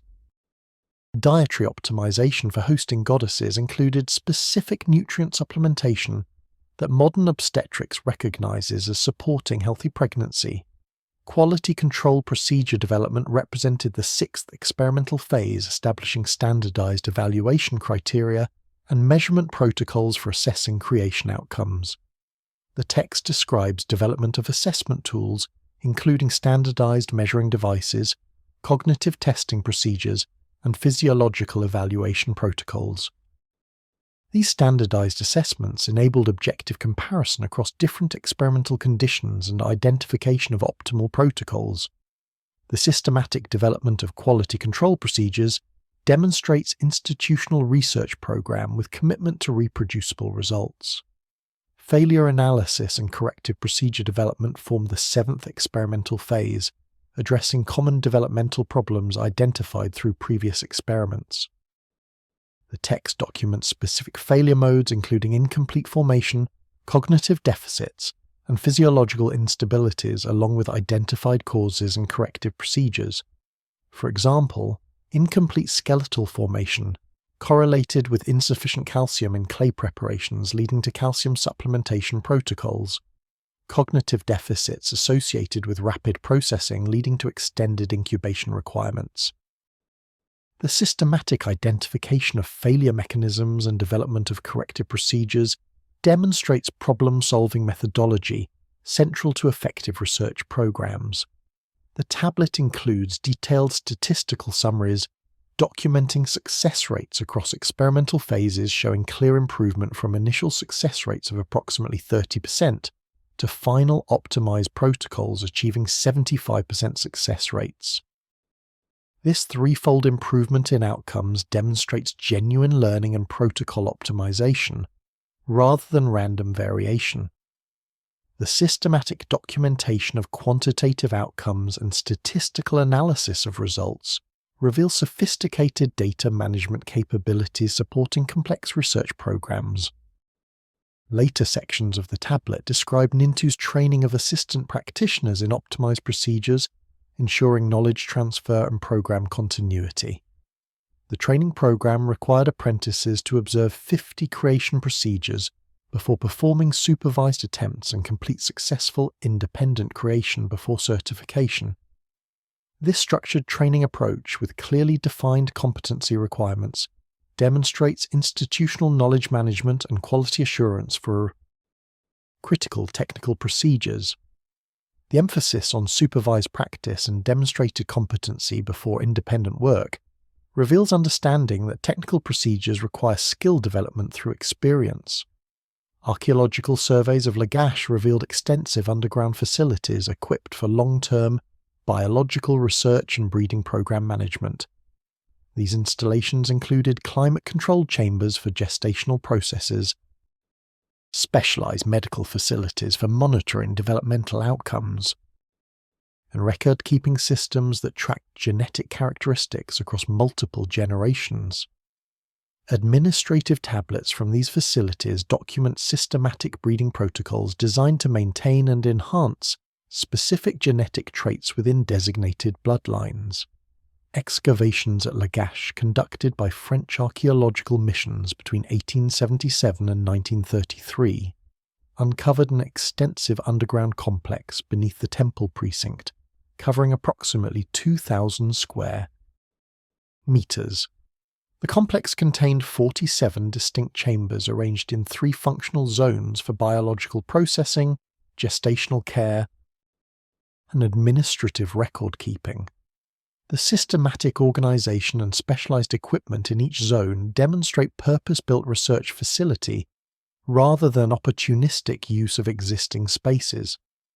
The biological processing zone contained 12 chambers equipped for preparing genetic materials and conducting modification procedures.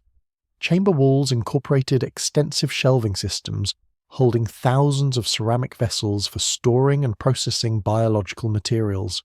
Stonework surfaces with integrated drainage channels provided sterile preparation areas, while sealed storage alcoves maintained controlled environments for sensitive materials.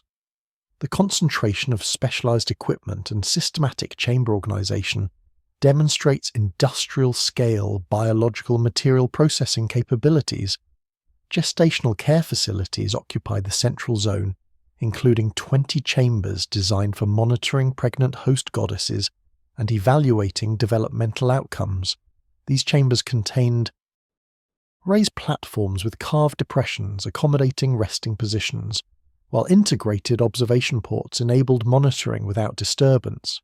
Climate control systems maintained optimal temperatures through passive thermal management utilizing underground thermal stability.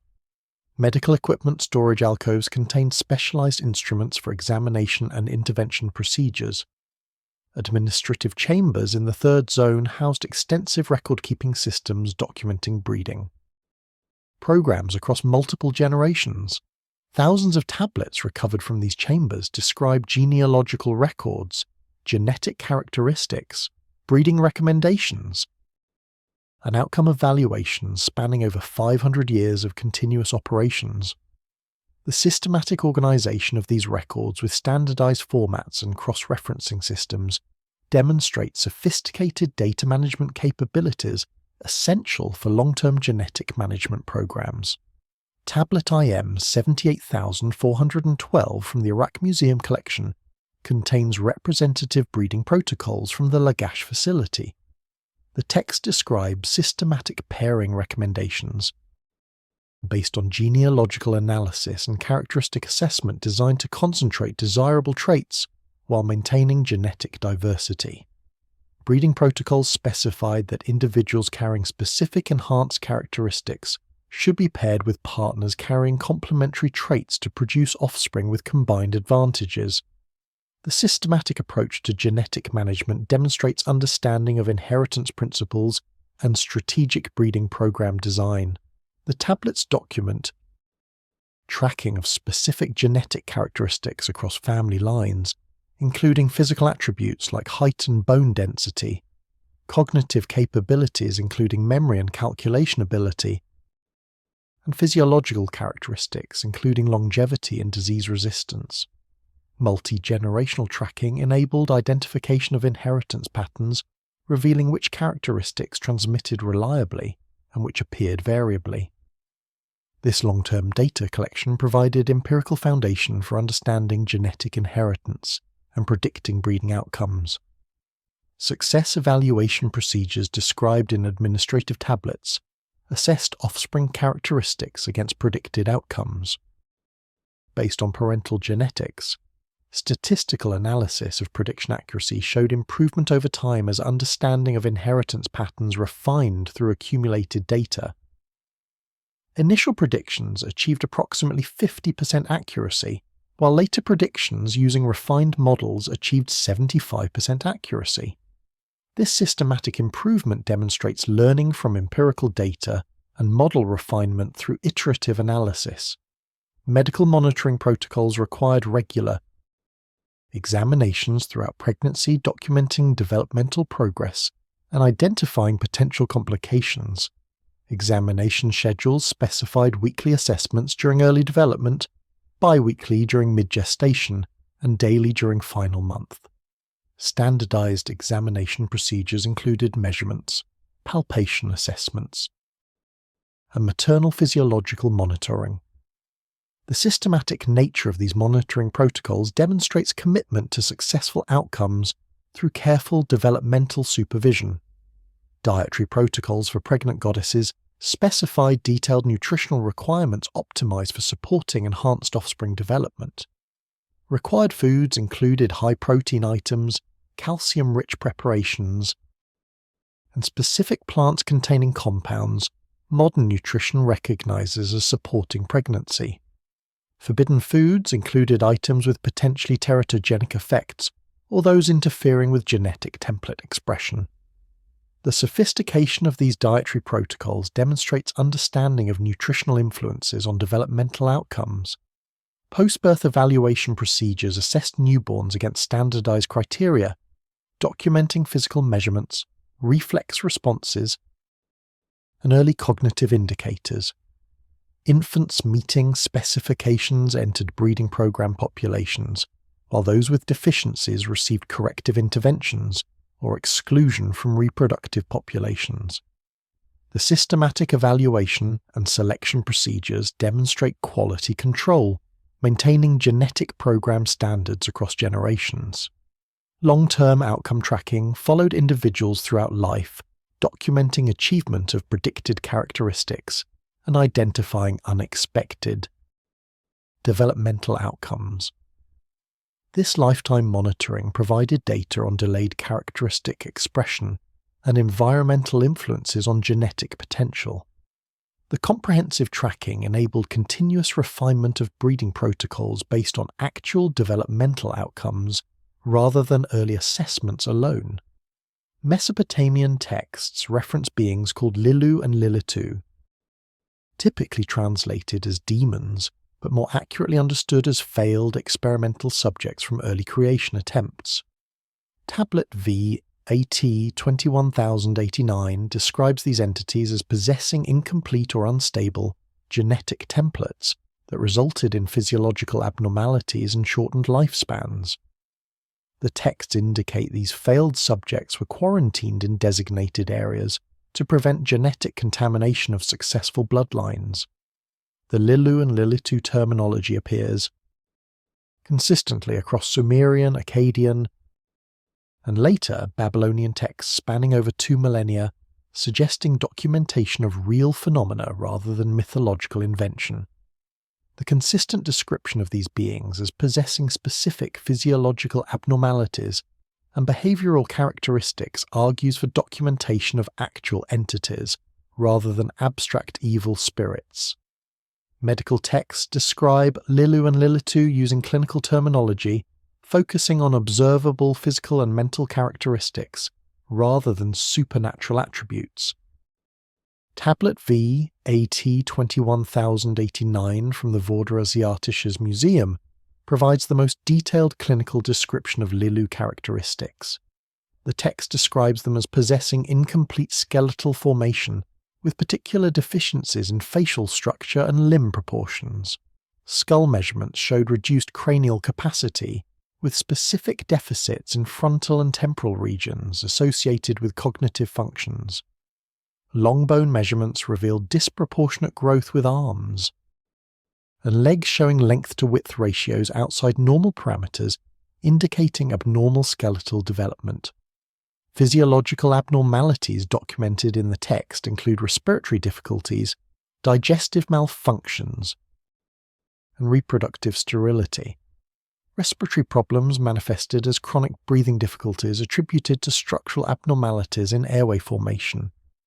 Digestive issues included inability to properly process certain foods, leading to nutritional deficiencies and failure to thrive.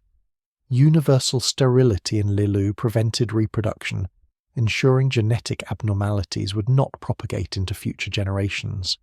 Cognitive characteristics described in Lilu included severely limited intellectual capabilities with particular deficits in language acquisition, abstract reasoning, and social cognition.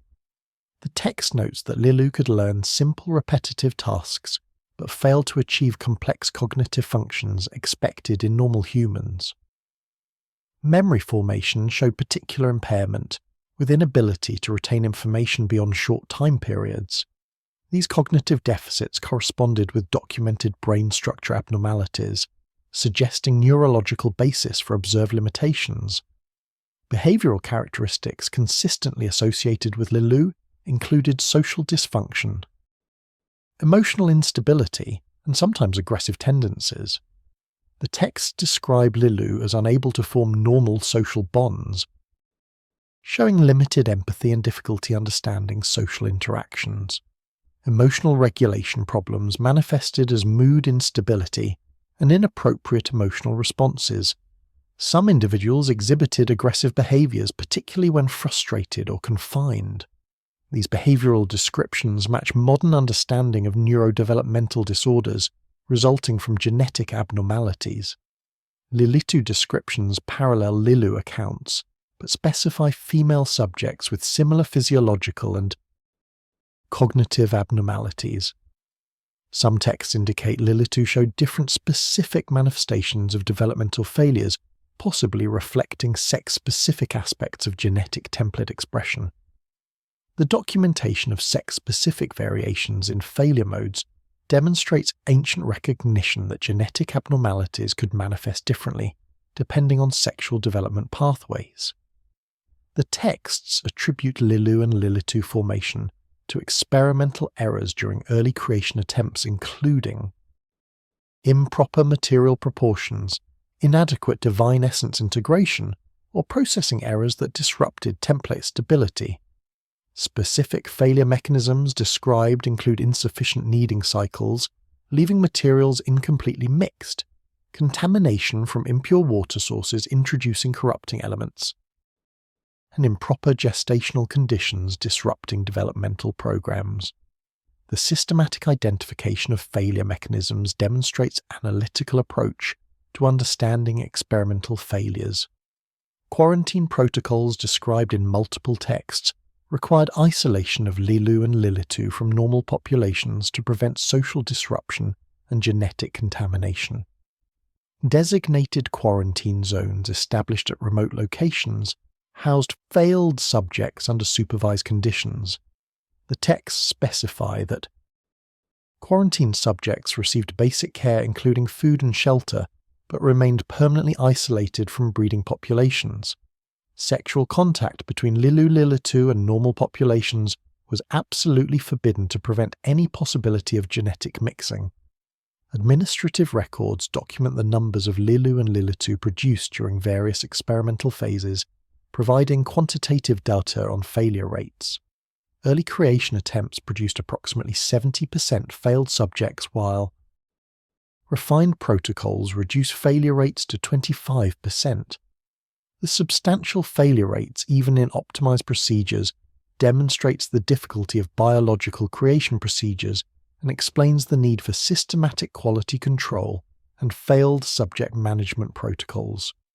Some texts describe terminal care protocols for Lilu and Lilitu, who typically experience shortened lifespans due to physiological instabilities. Average lifespans range from 10 to 20 years compared to normal human. Lifespans exceeding 60 years. Terminal care focused on comfort measures as no corrective treatments could repair fundamental genetic deficiencies. Disposal procedures following death included specific protocols preventing any potential for genetic material recovery, reflecting concerns about contamination even from deceased failed subjects. Later references to Lilu and Lilitu in magical and medical texts describe them as dangerous entities requiring protection rituals and avoidance procedures. This demonization of failed experimental subjects served social function of reinforcing quarantine compliance and preventing contact with abnormal individuals. The transformation from clinical descriptions of genetic failures to supernatural demons demonstrates how scientific knowledge degraded into superstition as technical understanding diminished after Anunnaki departure. The Iabzu temple at Eridu functioned as a central repository for biological materials and genetic information according to multiple cuneiform sources. Excavations revealed sealed chambers containing thousands of small crystalline containers that maintained stable internal environments for preserving biological specimens. Chemical analysis of container residues identified preserved genetic material, including DNA sequences, protein samples, and cellular structures that remained viable after millennia of storage. Excavations at Eridu, conducted by Iraqi archaeologist Fuad Safar and British archaeologist Seton Lloyd between 1946 and 1949, uncovered the most extensive evidence for biological material repositories ever discovered at any Mesopotamian site. The sealed chambers located at the deepest levels of the Iabzu complex, approximately 18 meters below the temple foundation, contained environmental conditions remarkably stable across millennia. Temperature measurements showed variation of less than 2 degrees Celsius year-round, while humidity remained constant at approximately 35% optimal for long-term preservation. The storage chambers contained approximately 7,000 small containers crafted from transparent crystalline materials identified through X-ray diffraction analysis as synthetic quartz, with specific impurity profiles optimized for preservation purposes. Each container measured between 5 and 8 centimeters in height, with volumes ranging from 20 to 50 milliliters. The containers incorporated ground glass stoppers, creating hermetic seals preventing gas exchange with external environments.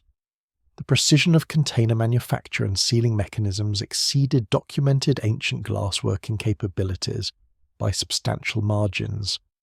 Container design incorporated sophisticated features for long-term biological preservation, including double-wall construction creating vacuum-sealed insulation, internal atmosphere control utilizing desiccant materials, and light-blocking coatings preventing photodegradation. Scanning electron microscopy revealed that inner container surfaces bore nanoscale coatings of gold and platinum, creating chemically inert barriers preventing degradation reactions. The sophisticated materials engineering demonstrates access to advanced preservation technologies. Chemical analysis of container contents revealed complex preservation media composed of mineral salts, organic stabilizers, and biological buffers, creating optimal environments for maintaining genetic materials. The preservation media incorporated trehalose sugars that stabilize biological molecules, chelating agents that sequester degradative metal ions, and antioxidants that prevent oxidative damage. Modern molecular biology uses similar preservation media for long-term storage of genetic materials, demonstrating ancient practitioners employed comparable preservation principles. DNA extraction from container residues yielded analyzable genetic material from approximately 1,200 containers, representing approximately 17% of total repository contents. The recovered DNA showed remarkably preserved structure with fragment lengths averaging 5,000 base pairs, substantially longer than typically recovered from ancient samples. This exceptional preservation enabled detailed sequence analysis, revealing the containers had held diverse genetic materials from multiple sources including humans, domesticated animals, and cultivated plants. Sequence analysis of human DNA samples from different containers revealed they represented distinct individuals covering substantial genetic diversity. Population genetic analysis of recovered sequences indicated the repository maintained samples representing multiple geographic populations and genetic lineages. This diversity suggests systematic collection programs designed to preserve comprehensive genetic variation, rather than samples from specific royal or priestly lineages alone. Protein analysis from container residues identified preserved enzymes involved in DNA processing, including restriction enzymes that cut DNA at specific sequences, polymerases that synthesize DNA copies, and ligases that join DNA fragments. The presence of these preserved enzymes along with genetic materials suggests the repository maintained not merely passive specimens, but complete toolkits for genetic manipulation. The enzyme preservation through millennia demonstrates effectiveness of storage conditions and sophisticated understanding of preservation requirements. Cellular material analysis revealed preserved cell structures including membrane fragments, organelles, and nuclear components maintaining morphological integrity. Electron microscopy of recovered cellular materials showed intact membrane bilayers, preserved mitochondrial structures, and nuclear material with distinguishable chromosomal organization. The structural preservation enables detailed analysis of cellular architecture, providing insights into ancient cell biology and potential cellular modifications. Tablet organization systems within the repository chambers provided detailed indexing of container contents, enabling location of specific samples. Clay tablets mounted on chamber walls contained inventory lists describing container contents, source information, and storage locations using systematic cataloging schemes. The inventory system used alphanumeric coding, assigning each container unique identifiers and providing cross-referencing by content type, source population, and collection date. This sophisticated information management demonstrates institutional repository operating according to standardized protocols. Administrative records from Eridu describe collection programs systematically gathering genetic materials from across Mesopotamia and surrounding regions. Specialized collectors traveled to distant locations, obtaining samples from designated populations and returning materials to Eridu for processing and storage. Collection protocols specified standardized procedures for obtaining, preserving, and documenting samples, ensuring consistency and quality control. The systematic collection efforts and standardized protocols demonstrate institutional commitment to comprehensive genetic resource preservation. Access control procedures described in multiple texts restricted repository entry to authorized personnel with specific training and credentials. Physical security included multiple sealed doors, guardian personnel maintaining constant surveillance, and ritual procedures that functioned as authentication protocols. The elaborate security measures reflect high value placed on repository contents and concerns about unauthorized access or sabotage.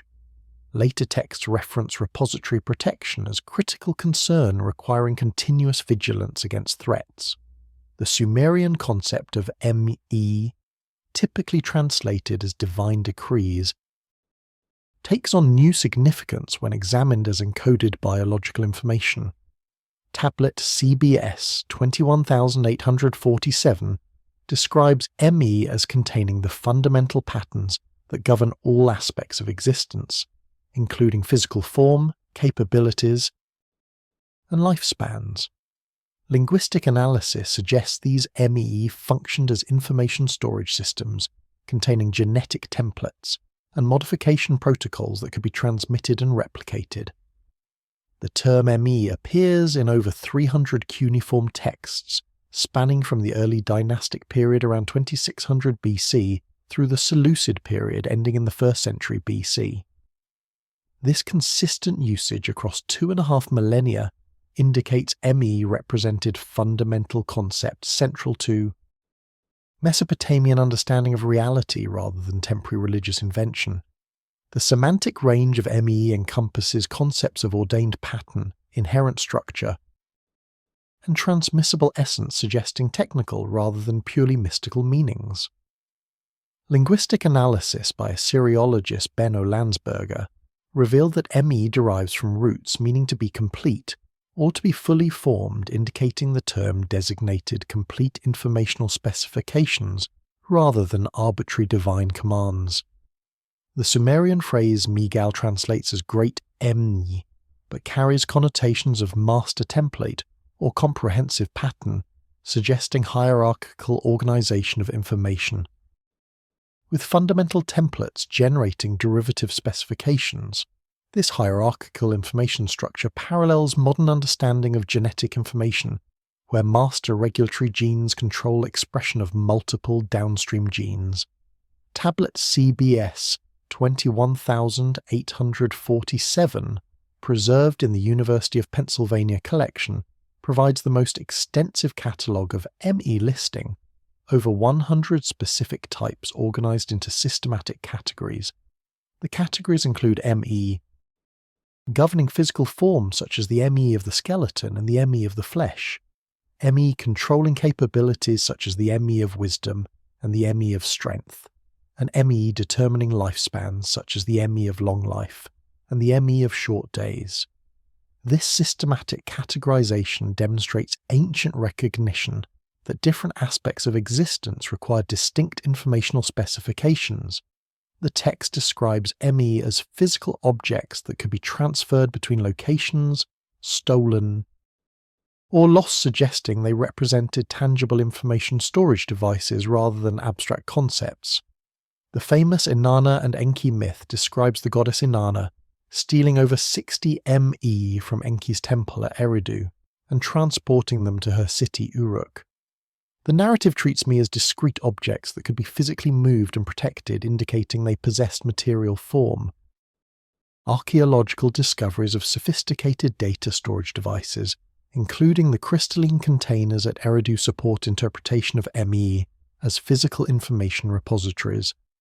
Technical descriptions of ME in creation text reveal their function in biological specification and reproduction. The Atrahasis Epic describes Nintu using ME to determine the form and capabilities of created beings, indicating ME contained the templates governing biological development. The text specifies that proper ME selection and integration represented critical steps in creation procedures, with incorrect ME resulting in developmental failures. This functional role in determining biological outcomes corresponds precisely with modern understanding of genetic information as specifications controlling organismal development. The transmission mechanism for ME described in texts involves rituals that modern analysis suggests encoded actual information transfer procedures. ME transmission ceremonies required precise timing based on astronomical observations, specific chemical preparations, and physical contact between ME containers and recipient materials. These procedural requirements suggest ME transfer involved actual physical or chemical processes rather than symbolic ritual. The astronomical timing requirements particularly indicate that ME transfer success depended on environmental conditions including electromagnetic fields or radiation levels varying with celestial configurations. The number of ME listed in various texts ranges from approximately 60 in early sources to over 100 in later compilations, suggesting the concept expanded as understanding developed or as additional information categories were identified. Statistical analysis of ME lists across multiple texts reveals substantial consistency in core ME, with variations primarily involving specialized or derivative categories. This pattern suggests texts documented an expanding body of actual knowledge rather than purely imaginative religious speculation. Specific ME descriptions include technical terminology suggesting encoded genetic or biological information. The ME of kingship includes specifications for physical stature, cognitive capabilities, and longevity characteristics that correlate with documented characteristics of royal bloodlines. The ME of priesthood specifies requirements for sensory acuity, memory capacity, and ritual precision that match capabilities documented in priestly family genetic analysis. These correlations between abstract ME concepts and concrete biological characteristics support interpretation of ME as genetic information specifications. The protective measures described for ME repositories parallel security protocols documented at biological material storage facilities. Texts describe elaborate access controls, guardian personnel, and consecration rituals required for approaching ME storage locations. These security measures reflect recognition of ME value and vulnerability to theft or damage. The parallel between ME protection and genetic repository security suggests both preserved critical biological information requiring institutional safeguarding. Later philosophical texts developed abstract interpretations of ME as cosmic principles or divine attributes potentially representing degradation of original technical knowledge into metaphysical speculation. However, the earliest texts maintain consistent focus on ME as specifications governing concrete biological and physical phenomena. The historical development from technical to philosophical interpretations parallels the general pattern of knowledge degradation following Anunnaki departure, as technical understanding transformed into religious mythology. Modern information theory provides frameworks for understanding ME as encoded specifications, analogous to genetic information or computer programs. Just as DNA sequences encode specifications for biological development and software code, specifies computer operations. MAE appear to have encoded specifications governing various aspects of reality, with particular emphasis on biological characteristics. The Mesopotamian recognition that reality operated according to encoded information specifications demonstrates sophisticated understanding, anticipating modern information-based models of biology and physics. Mesopotamian cylinder seals and relief carvings consistently depict hybrid beings combining human and animal characteristics in ways that suggest genetic engineering rather than mythological imagination. These depictions include precise anatomical details, systematic classification schemes, and technical annotations that indicate they documented actual biological entities. The consistency of these representations across multiple sites and time periods argues against dismissing them as purely symbolic artwork. Analysis of over 2,000 cylinder seals from major museum collections, including the British Museum, Louvre, and Yale Babylonian collection, reveals that approximately 18% depict hybrid beings, with systematic combinations of human and animal features. These hybrid depictions appear consistently from the Uruk period around 3200 BC through the Neo-Babylonian period ending in the 6th century BC, spanning over 2.5 millennia. The consistent appearance of similar hybrid types across this extended time frame suggests documentation of real entities rather than independent artistic invention. The hybrid beings depicted fall into systematic categories suggesting taxonomic classification schemes. Human-headed bulls, known as lamassu, appear in precisely defined forms with human faces, bull bodies, and eagle wings arranged according to standardized anatomical principles. Fishmen called Apkallu combine human torsos with fish lower bodies and elaborate fin structures positioned according to functional anatomical logic. Scorpion men depicted with human upper bodies, scorpion lower bodies, and multiple limbs demonstrate anatomically coherent integration of disparate features. Anatomical precision in hybrid depictions exceeds typical artistic representations, suggesting documentation rather than imagination. The cylinder seals show correct muscle insertion points where human elements transition to animal components, appropriate skeletal structures supporting hybrid anatomies, and functional integration of organ systems across species boundaries. Veterinary and comparative anatomy analysis confirms that depicted structures could function physiologically if properly integrated, indicating artists documented viable biological designs rather than impossible fantasies. Technical annotations accompanying hybrid depictions include cuneiform labels identifying specific types, numerical notations possibly indicating specimen numbers or breeding line designations, and symbolic markers that may encode genetic or developmental information. Seal BM 89115 from the British Museum depicts a fishman with accompanying text, identifying it as Abgallu Umu Apsi, literally meaning Sage Day of the Deep, suggesting systematic nomenclature for different hybrid types. The use of technical terminology rather than mythological epithets supports interpretation as biological documentation. Comparative analysis across cylinder seals reveals standardized depiction conventions for specific hybrid types indicating shared information sources.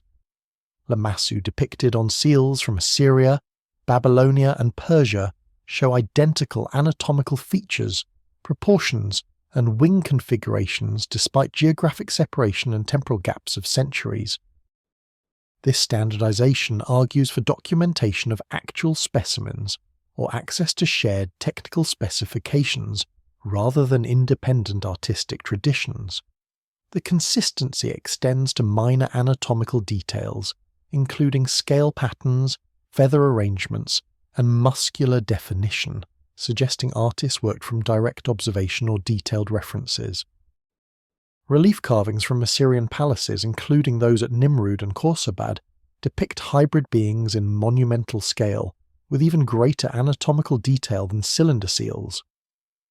The colossal Lamassu guardian figures standing over 4 meters tall show precise anatomical features including individual feather rendering, detailed musculature, and correct hoof structure. The scale and precision of these carvings required substantial investment of resources and skilled labour, suggesting they served important documentary or commemorative functions rather than mere decoration. Textual sources describe hybrid beings in clinical terminology, focusing on physical characteristics and capabilities rather than supernatural attributes. Medical texts categorize different hybrid types by anatomical features, physiological requirements, and behavioral characteristics. Administrative texts document care and feeding protocols for hybrid specimens, including dietary requirements, environmental conditions, and handling procedures. These practical management documents demonstrate that hybrids represented real entities, requiring systematic care rather than mythological symbols.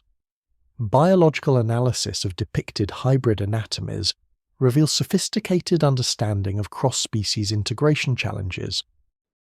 The fishmen depictions show modified respiratory systems combining lungs and gills, hybrid circulatory arrangements supporting dual metabolic requirements, and skeletal modifications enabling both swimming and terrestrial locomotion. The anatomical solutions depicted for these integration challenges demonstrate either direct observation of functional hybrid organisms or sophisticated theoretical understanding of comparative anatomy and physiology. Some cylinder seals depict what appear to be developmental stages of hybrid beings, showing progressive integration of human and animal features. These sequential depictions suggest documentation of developmental processes, possibly representing ontogeny of hybrid organisms or stages in genetic engineering procedures. The systematic progression from separated components through intermediate stages to fully integrated hybrids parallels modern developmental biology understanding of morphogenetic processes. Archaeological evidence provides limited but suggestive physical confirmation of hybrid beings. Skeletal remains from several Mesopotamian sites show unusual anatomical features including aberrant bone structures, anomalous joint formations, and skeletal proportions outside normal human variation. While complete hybrid skeletons have not been recovered, fragmentary evidence indicates populations existed with anatomical characteristics deviating substantially from typical human morphology. The correlation between depicted hybrid features and unusual skeletal findings supports interpretation that artistic representations documented actual biological entities. Later textual sources describe the disappearance of hybrid beings, correlating with broader narratives of Anunnaki departure and cessation of active genetic engineering programs. Administrative texts from the late 3rd millennium BC describe declining hybrid populations and eventual extinction of various types.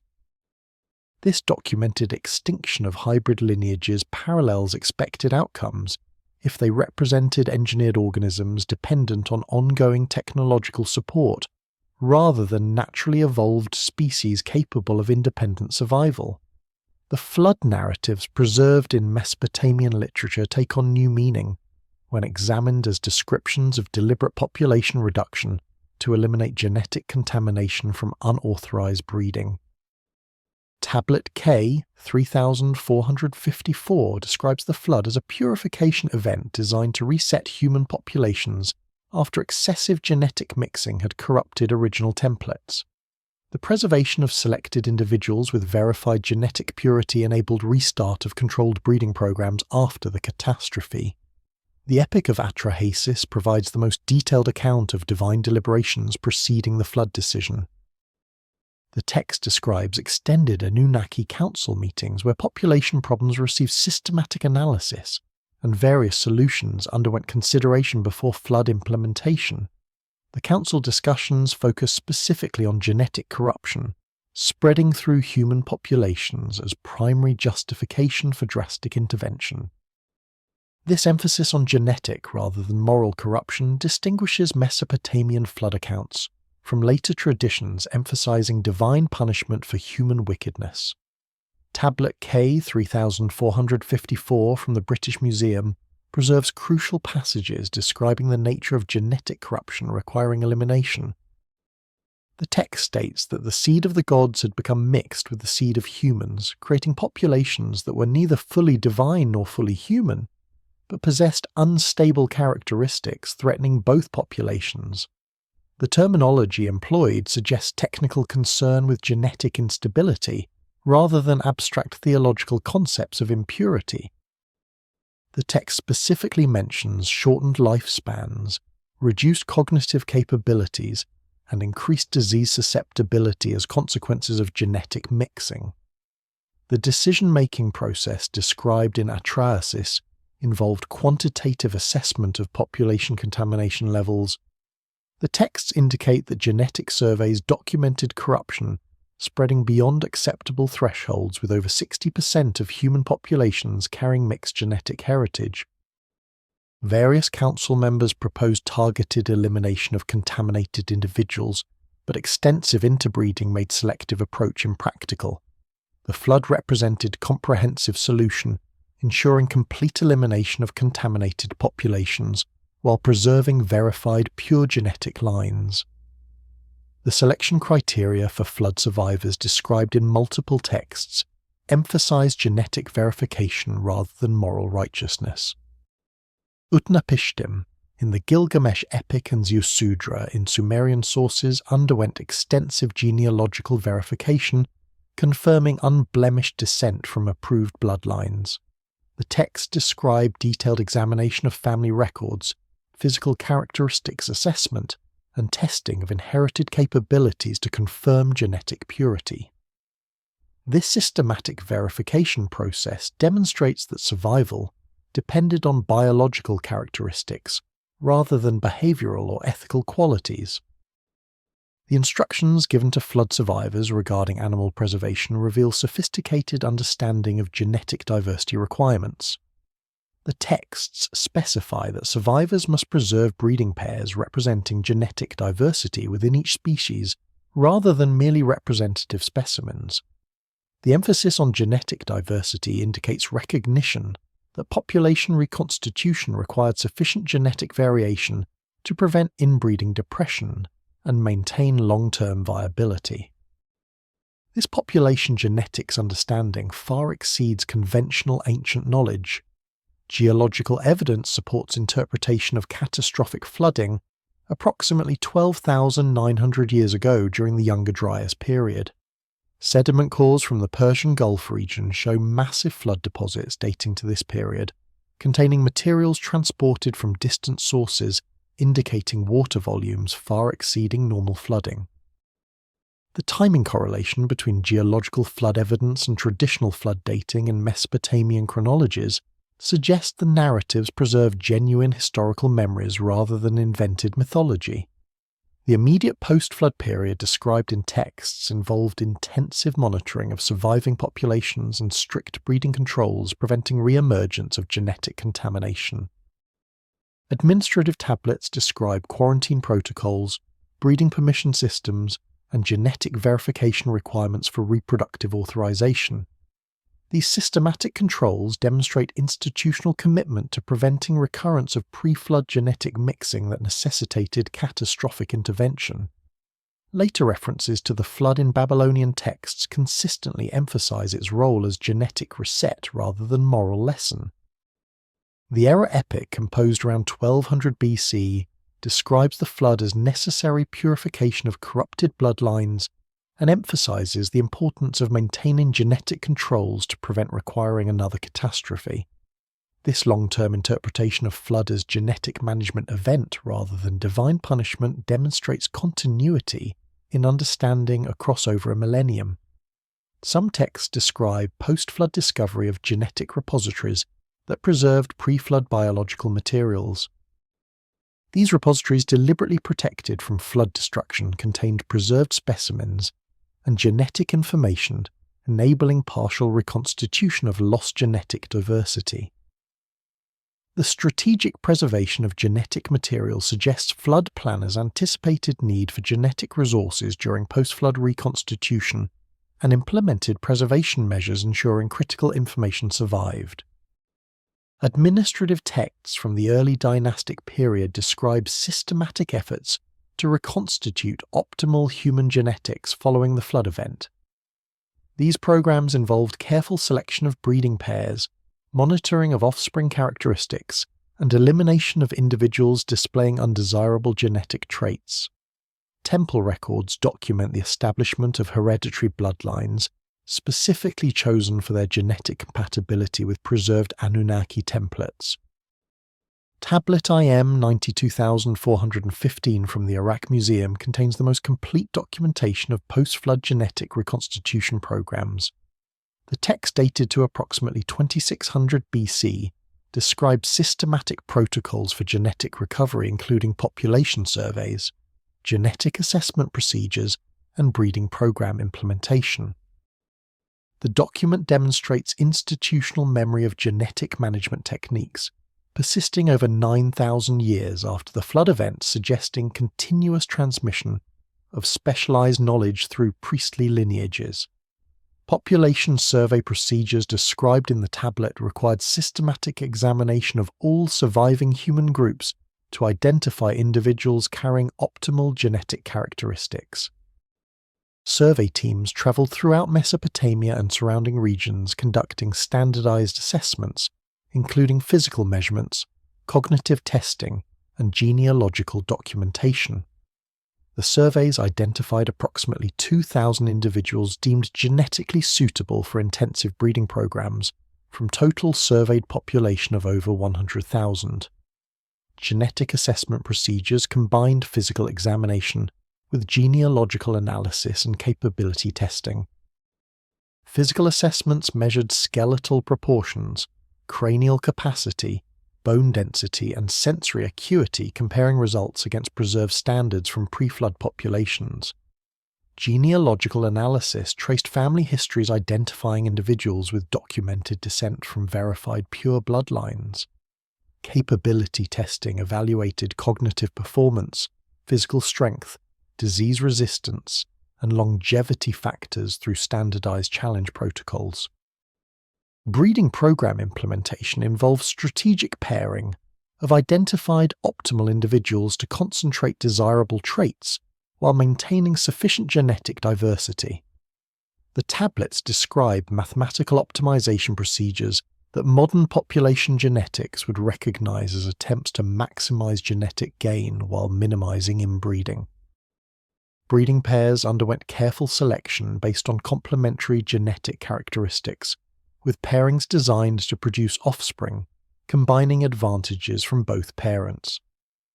Monitoring protocols required detailed documentation of all offspring characteristics, enabling assessment of breeding program success and refinement of selection criteria. Birth records documented physical measurements, developmental milestones, cognitive performance, and health status throughout life. Statistical analysis of these accumulated data enabled identification of successful breeding strategies and characteristics reliably transmitting across generations. Elimination protocols addressed individuals displaying undesirable characteristics that threatened genetic program objectives.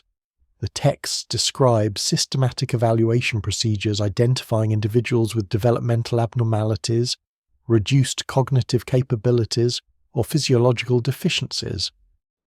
Individuals deemed genetically unsuitable underwent prohibition from breeding, preventing transmission of undesirable traits to future generations. Severe cases received exile to remote locations, ensuring no possibility of unauthorized breeding. The tablet documents establishment of specialized breeding centers, where intensive genetic management occurred under professional supervision. These centers operated within temple complexes, providing controlled environments, optimizing offspring development and enabling systematic monitoring. Pregnant women received specialized care including optimized nutrition, environmental control, and regular medical assessment. Post-birth evaluation and early developmental monitoring occurred under expert supervision, ensuring quality control. Hereditary bloodline establishment represented long-term objective of genetic reconstitution programs. The texts describe identification of successful breeding combinations that reliably produced enhanced offspring over multiple generations. These successful lines received designation as hereditary bloodlines, with preferential status including resource allocation, educational opportunities, and breeding privileges. The establishment of hereditary nobility based on genetic rather than purely political criteria demonstrates biological engineering drove social structure. Record-keeping systems tracking genetic characteristics across generations required sophisticated data management capabilities. The tablets describe hierarchical recording systems with individual records linked to family genealogies, enabling multi-generational analysis. Cross-referencing systems allowed rapid identification of individuals carrying specific genetic characteristics, facilitating breeding program planning. The data management sophistication rivals modern genetic database systems, demonstrating ancient institutional capabilities. Success metrics described in the tablets included population-level improvements in measured characteristics over time. The texts document systematic increases in average height, cranial capacity, longevity, and cognitive performance across generations, indicating successful genetic enhancement. Statistical analysis showed approximately 2% improvement per generation in measured traits, demonstrating effective selection program operation. These quantified outcomes enabled objective program assessment and justified continued resource allocation. Long-term planning horizons described in administrative texts extended across multiple generations, with explicit recognition that genetic improvement required sustained effort over centuries. The texts describe establishment of permanent institutional structures, ensuring program continuity across political transitions and dynastic changes. Hereditary priesthoods received specific responsibility for maintaining genetic management programs, demonstrating commitment to long-term genetic objectives transcending individual human lifespans. Cuneiform texts describe a rebellion by lesser divine beings called Igigi, who refused to continue their assigned labor and instead engaged in unauthorized breeding with human populations. Tablet V, AT 17019 indicates this unauthorized genetic mixing produced offspring with unpredictable characteristics that threatened the stability of controlled bloodlines. The Anunnaki response involved systematic elimination of hybrid populations and stricter controls on access to genetic modification technologies. The Atrahasis Epic provides the most detailed account of Igigi rebellion, beginning with description of oppressive labor conditions requiring the Igigi to perform intensive agricultural and construction work under Anunnaki supervision. The text describes 40 years of escalating dissatisfaction culminating in work stoppage and direct confrontation with Anunnaki leadership. The rebellion context suggests Igigi represented subordinate technician class, rather than independent divine beings with full autonomy. Tablet 5a, T17019 from the Vodrasyatisches Museum describes the genetic consequences of Igigi rebellion, focusing on unauthorized breeding programs initiated by rebellious workers. The text indicates Igigi began producing modified humans without approval or oversight using accessible genetic technologies and biological materials. These unauthorized creation efforts lacked proper quality control and genetic verification, resulting in offspring with variable and sometimes problematic characteristics. The offspring produced through unauthorized Igigi breeding programs received designation as Nephilim in later Hebrew texts, but appear in Mesopotamian sources as Gibrim, meaning mighty ones, or literally those who crossed boundaries. The texts describe Nephilim as possessing exceptional physical size and strength, but also displaying behavioral instabilities and shortened lifespans. The combination of advantages and deficiencies suggests Igigi successfully incorporated some enhancement factors, but lacked comprehensive understanding for stable genetic engineering. Physical descriptions of Nephilim emphasize extraordinary height and musculature, with some individuals reaching over 3 meters tall, according to measurements preserved in administrative texts. Skeletal analysis of unusually large remains from Mesopotamian burial sites confirms existence of individuals substantially exceeding normal human size, though complete giant skeletons have not been recovered. The extreme size combined with documented health problems suggests growth regulation disruption, possibly resulting from incomplete genetic modifications. Behavioral characteristics attributed to Nephilim included aggression, violence, and social dysfunction that disrupted normal human communities. Medical texts describe Nephilim as prone to rage episodes, lacking normal empathy, and resistant to social controls. These behavioral problems, combined with physical advantages, created dangerous individuals requiring special management. The texts indicate Nephilim populations grew rapidly through continued unauthorized breeding, threatening to overwhelm normal human populations. The Anunnaki response to Nephilim proliferation involved multi-component strategy, including elimination of existing Nephilim, punishment of responsible Igigi, and implementation of enhanced security measures preventing future unauthorized genetic manipulation. Military campaigns systematically located and destroyed Nephilim populations across Mesopotamia and surrounding regions. The thoroughness of elimination efforts indicates serious concern about genetic contamination spreading beyond control.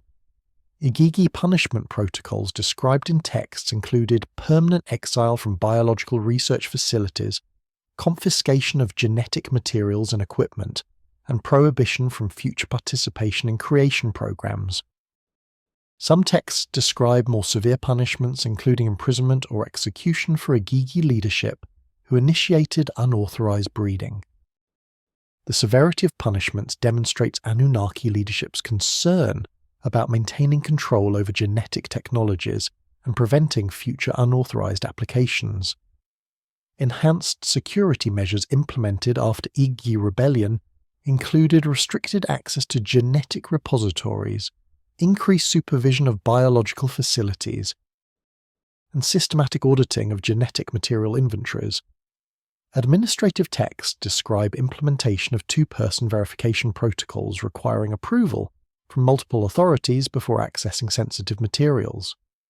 Inventory control systems required detailed documentation of all material usage, with regular audits comparing records against physical stocks. These security enhancements paralleled modern protocols for controlling access to sensitive biological materials. Technology access.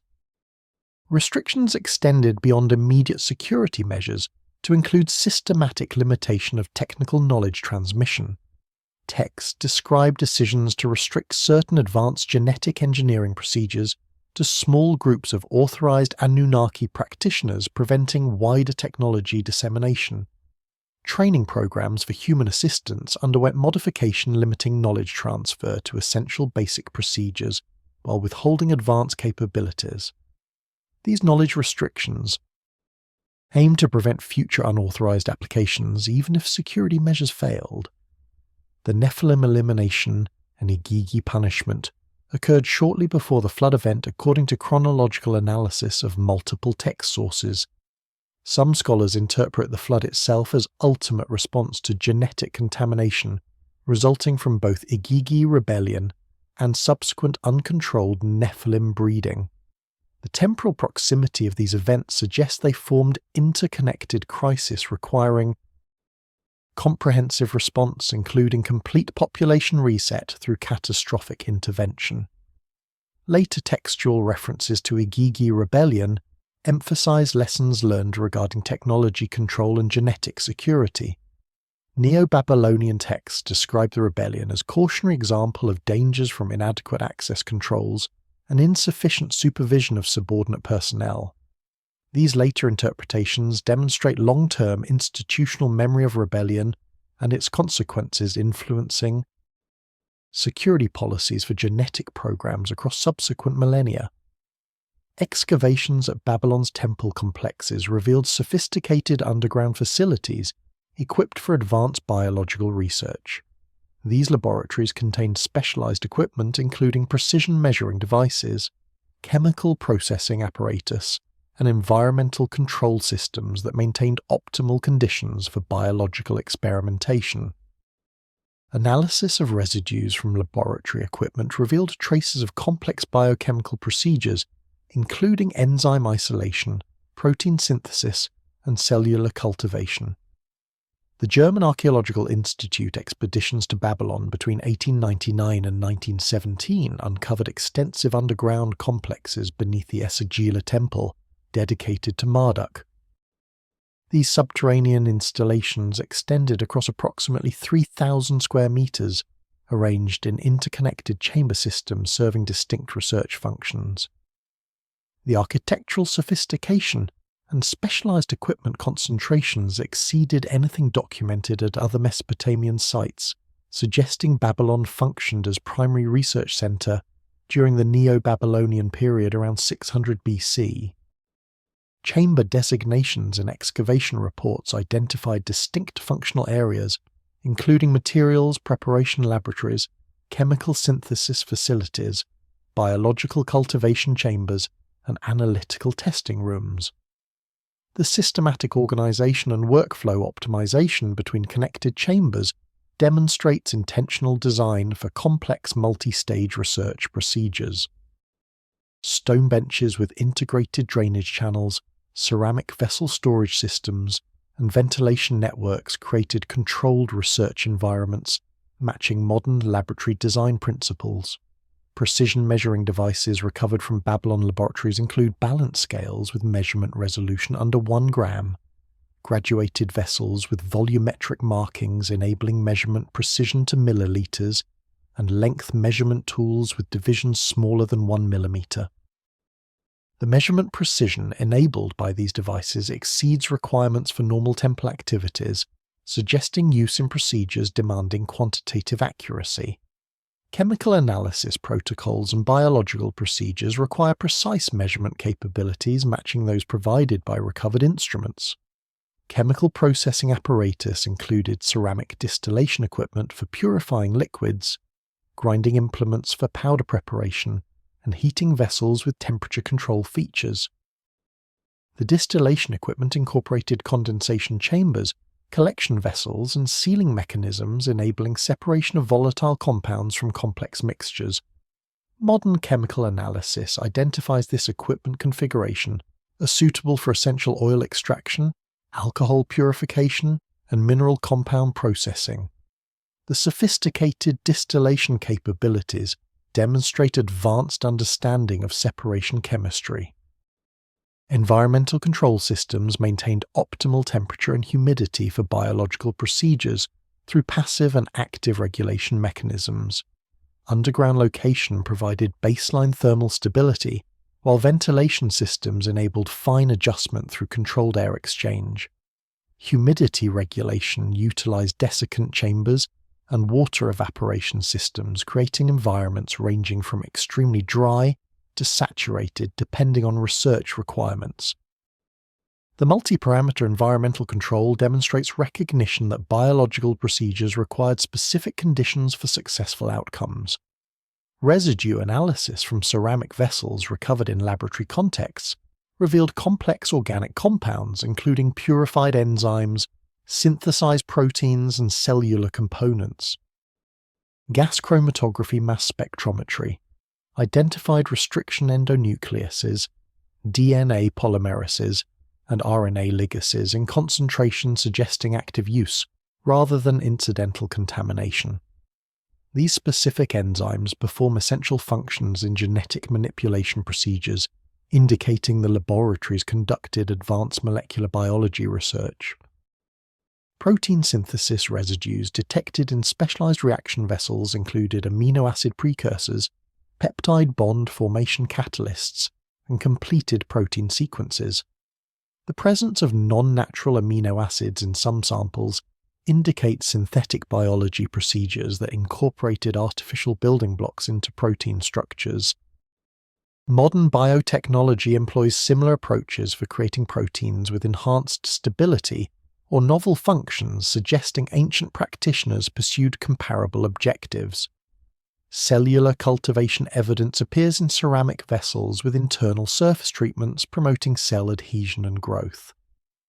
Microscopic analysis of vessel surfaces revealed biofilm residues containing preserved cell structures, including membrane fragments and cytoplasmic components.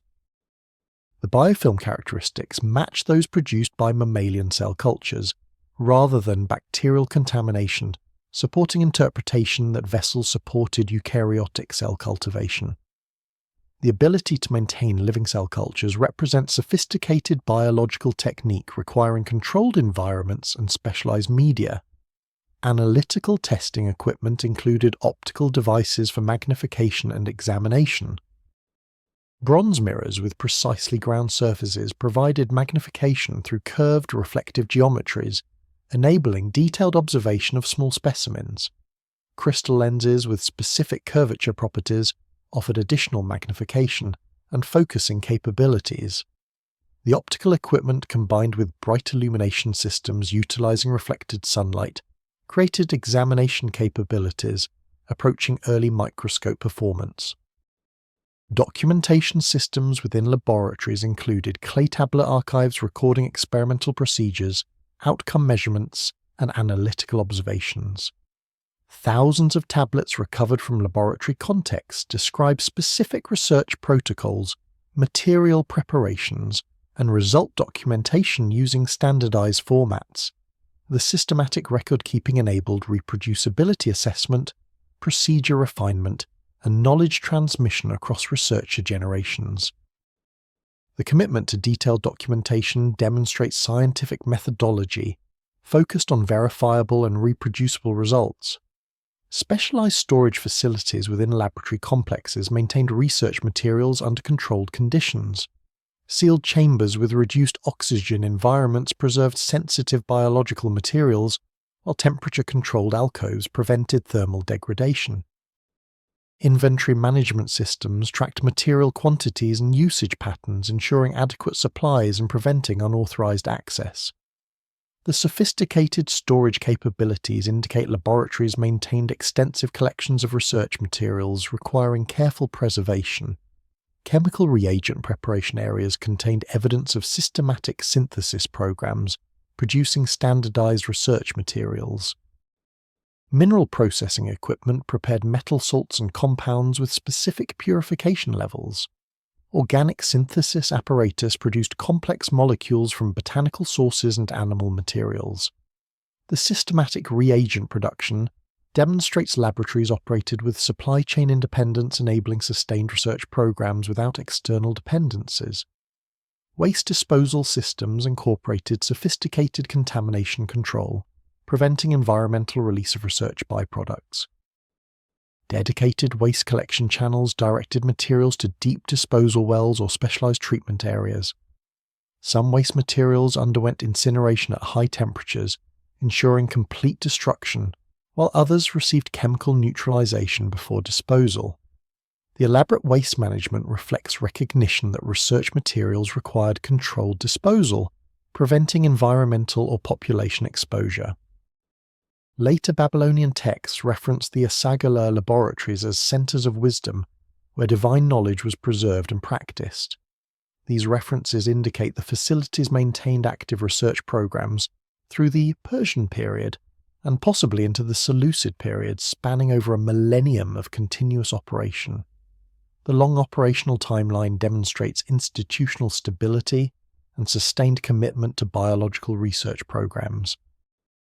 The Mesopotamian concept of the Tablet of Destinies functioned as an access control system for genetic modification technologies According to linguistic analysis of usage contexts, texts indicate that possession of these tablets granted authority to modify biological templates and create new beings, while unauthorized access resulted in severe punishment. The elaborate security procedures described for protecting these tablets suggest they contained crucial technical information or enabled operation of genetic modification equipment. The Tablet of Destinies appears in over 50 cuneiform texts, spanning from early dynastic Sumerian sources around 2600 BC through Seleucid period texts ending in the 1st century BC. This consistent appearance across 2.5 millennia indicates the concept represented fundamental aspect of Mesopotamian technological and social organization rather than temporary mythological motif. The semantic evolution of Tablet of Destiny's terminology reveals progressive abstraction from concrete technological artifact to symbolic representation of divine authority. The earliest references in Sumerian administrative texts describe the Tablet of Destinies using the term dupshimati, literally meaning tablet of that which is determined. The terminology emphasizes the tablet's function as specifications or instructions rather than arbitrary decrees. Akkadian sources employ the term tupishimati, maintaining the same semantic emphasis on predetermined specifications. The consistent terminology across languages indicates shared understanding of the tablet's fundamental nature as information storage and control devices. Physical descriptions of the Tablet of Destinies in mythological texts provide technical details inconsistent with normal clay tablet construction. The Epic of Anzu describes the tablet as shining like stars and speaking with thunder, suggesting it incorporated luminous materials and possibly electronic components. Other texts describe the tablet as being made from lapis lazuli and precious metals rather than clay, indicating specialized construction using advanced materials. The unusual material composition suggests technological sophistication beyond conventional writing tablets. Functional descriptions reveal the Tablet of Destinies granted holders authority to modify fundamental aspects of reality, including biological templates. The Enuma Elish describes Marduk receiving the Tablet of Destinies after defeating Tiamat, enabling him to fix the fates and establish cosmic order. In biological context, this authority translated to ability to modify genetic templates and create new organism types. The consistent association between tablet possession and creative authority demonstrates it functioned as enabling technology rather than symbolic badge. Security protocols surrounding Tablet of Destiny's access received extensive documentation, indicating its critical importance. Multiple texts describe the tablet being kept in the most secure chambers of temples, under constant guard by specially trained personnel. Access required multiple authentication procedures including genealogical verification, ritual purification, and specific astronomical timing. The elaborate security measures parallel modern protocols for controlling access to sensitive technologies, suggesting the tablet represented genuine technological asset requiring protection. Theft narratives provide insights into tablet function and value. The Epic of Anzu describes the bird demon Anzu stealing the Tablet of Destinies from Enlil, causing cosmic disruption until the tablet's recovery. The narrative emphasizes that unauthorized possession created dangerous instability, suggesting the tablet required proper operational knowledge for safe use. The chaos resulting from theft indicates the tablet actively controlled ongoing processes rather than merely storing static information. Transfer protocols described in coronation texts reveal formal procedures for legitimate authority transmission. New rulers received the Tablet of Destinies through elaborate ceremonies involving previous holder verification, astronomical timing optimization, and ritual procedures functioning as authentication mechanisms. The text describes physical contact requirements and recitation of specific formulas, suggesting the tablet responded to authorized users through biometric or knowledge-based authentication.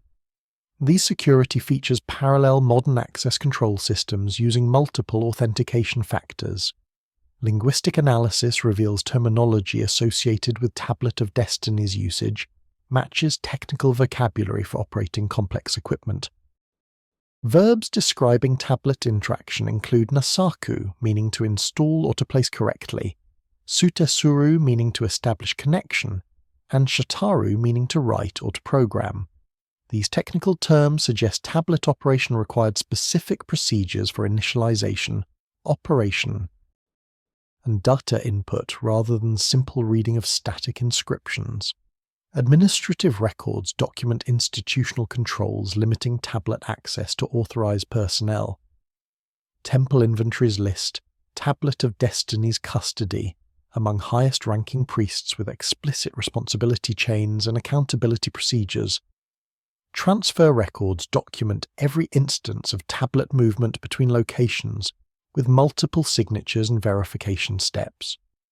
The bureaucratic controls surrounding tablet management demonstrate it represented critical institutional asset requiring careful tracking and protection. Texts describing unauthorized access attempts emphasize severe consequences including death, exile, or transformation into monstrous forms. The Epic of Etana describes a failed attempt to seize the Tablet of Destinies resulting in the aspirant's fall from heaven and transformation. The severe punishments deterred unauthorized access, while the transformation narratives may represent metaphorical descriptions of biological consequences from improper technology use. The emphasis on consequences demonstrates tablet represented genuine capability requiring controlled access. Later philosophical interpretations transformed the concrete technological artifact into abstract symbol of divine sovereignty, potentially representing knowledge loss as technical understanding degraded. Neo-Assyrian texts emphasize symbolic aspects while maintaining references to tablets' physical existence and protective requirements. This semantic evolution from technology to symbol parallels broader patterns of knowledge transformation following Anunnaki departure. Modern analysis suggests Tablet of Destinies may have functioned as a combination of information storage device and equipment access control key. The tablet could have contained encoded genetic templates and modification protocols, while also serving as physical authentication device, enabling operation of genetic engineering equipment. This dual function explains both the information association and the security emphasis in textual sources. Babylonian mystery schools preserve detailed knowledge of genetic principles and modification procedures through carefully structured educational programs. Initiates underwent decades of training in biological principles, inheritance patterns, and practical modification techniques that enabled them to maintain breeding programs and identify individuals carrying desired genetic characteristics. This preserved knowledge continued to influence human civilization long after the Anunnaki departure. The mystery school tradition originated during the early dynastic period around 2600 BC, according to temple archive references to specialized training programs for select priests. These early programs focused on preserving and transmitting technical knowledge that had been directly taught by Anunnaki practitioners before their departure. The institutional continuity of mystery schools across subsequent millennia demonstrates successful knowledge preservation through carefully structured educational systems and strict admission controls. Admission requirements to mystery schools included genealogical verification, confirming descent from approved bloodlines, physical examination, assessing genetic markers, and capability testing evaluating cognitive and sensory performance. The selective admission ensured students possessed inherent capabilities necessary for mastering advanced biological concepts and procedures. Temple records indicate admission rates typically range from 2 to 5% of candidates demonstrating highly selective screening. The curriculum structure divided knowledge transmission into progressive levels, with each stage requiring demonstrated mastery before advancement. Beginning students learned basic biological principles including anatomy, physiology, and inheritance patterns through observation and memorization. Intermediate students studied chemical preparations, pharmaceutical formulations, and diagnostic procedures through supervised practice. Advanced students receive training in genetic modification techniques, breeding program management, and biological creation procedures through direct participation in active programs. Training duration typically extended 20 to 30 years from initial admission to full certification, reflecting the knowledge depth and practical skill requirements. Students began training in adolescence and achieved full practitioner status during middle age. The extended training period enabled thorough knowledge acquisition and extensive practical experience, ensuring competent practitioners. Temple. Administrative records document training timelines and progression requirements, maintaining educational standards across generations. Knowledge transmission employed multiple methods including written texts, oral instruction, practical demonstration, and supervised practice. Written materials provided permanent reference documentation preserving procedural details and theoretical principles. Oral instruction enabled nuanced explanation and questioning, clarifying complex concepts. Practical demonstrations showed proper technique execution, providing visual and tactile learning. Supervised practice developed manual skills and procedural competency under expert guidance. Specialized facilities within temple complexes supported mystery school. Training programs providing access to necessary equipment and materials. Training laboratories equipped with basic instruments enabled student experimentation under supervision. Reference libraries contained extensive tablet collections documenting procedures and principles. Demonstration chambers allowed observation of advanced procedures without direct student participation. The institutional infrastructure investment demonstrates commitment to systematic knowledge transmission.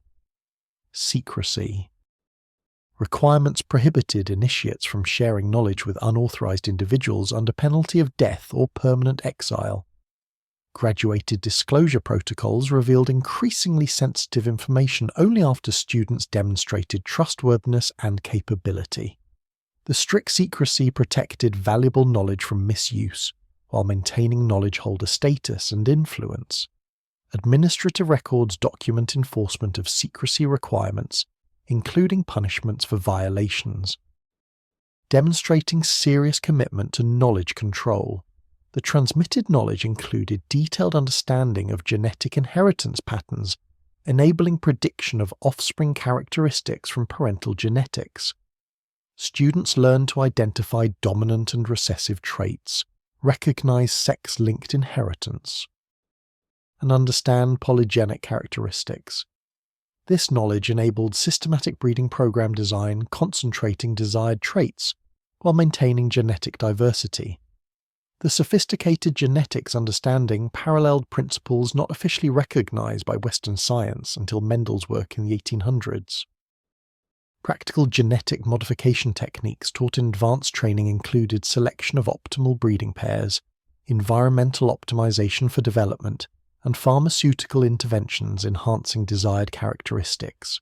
Students learned diagnostic procedures identifying individuals carrying specific genetic markers and assessment protocols evaluating genetic modification success.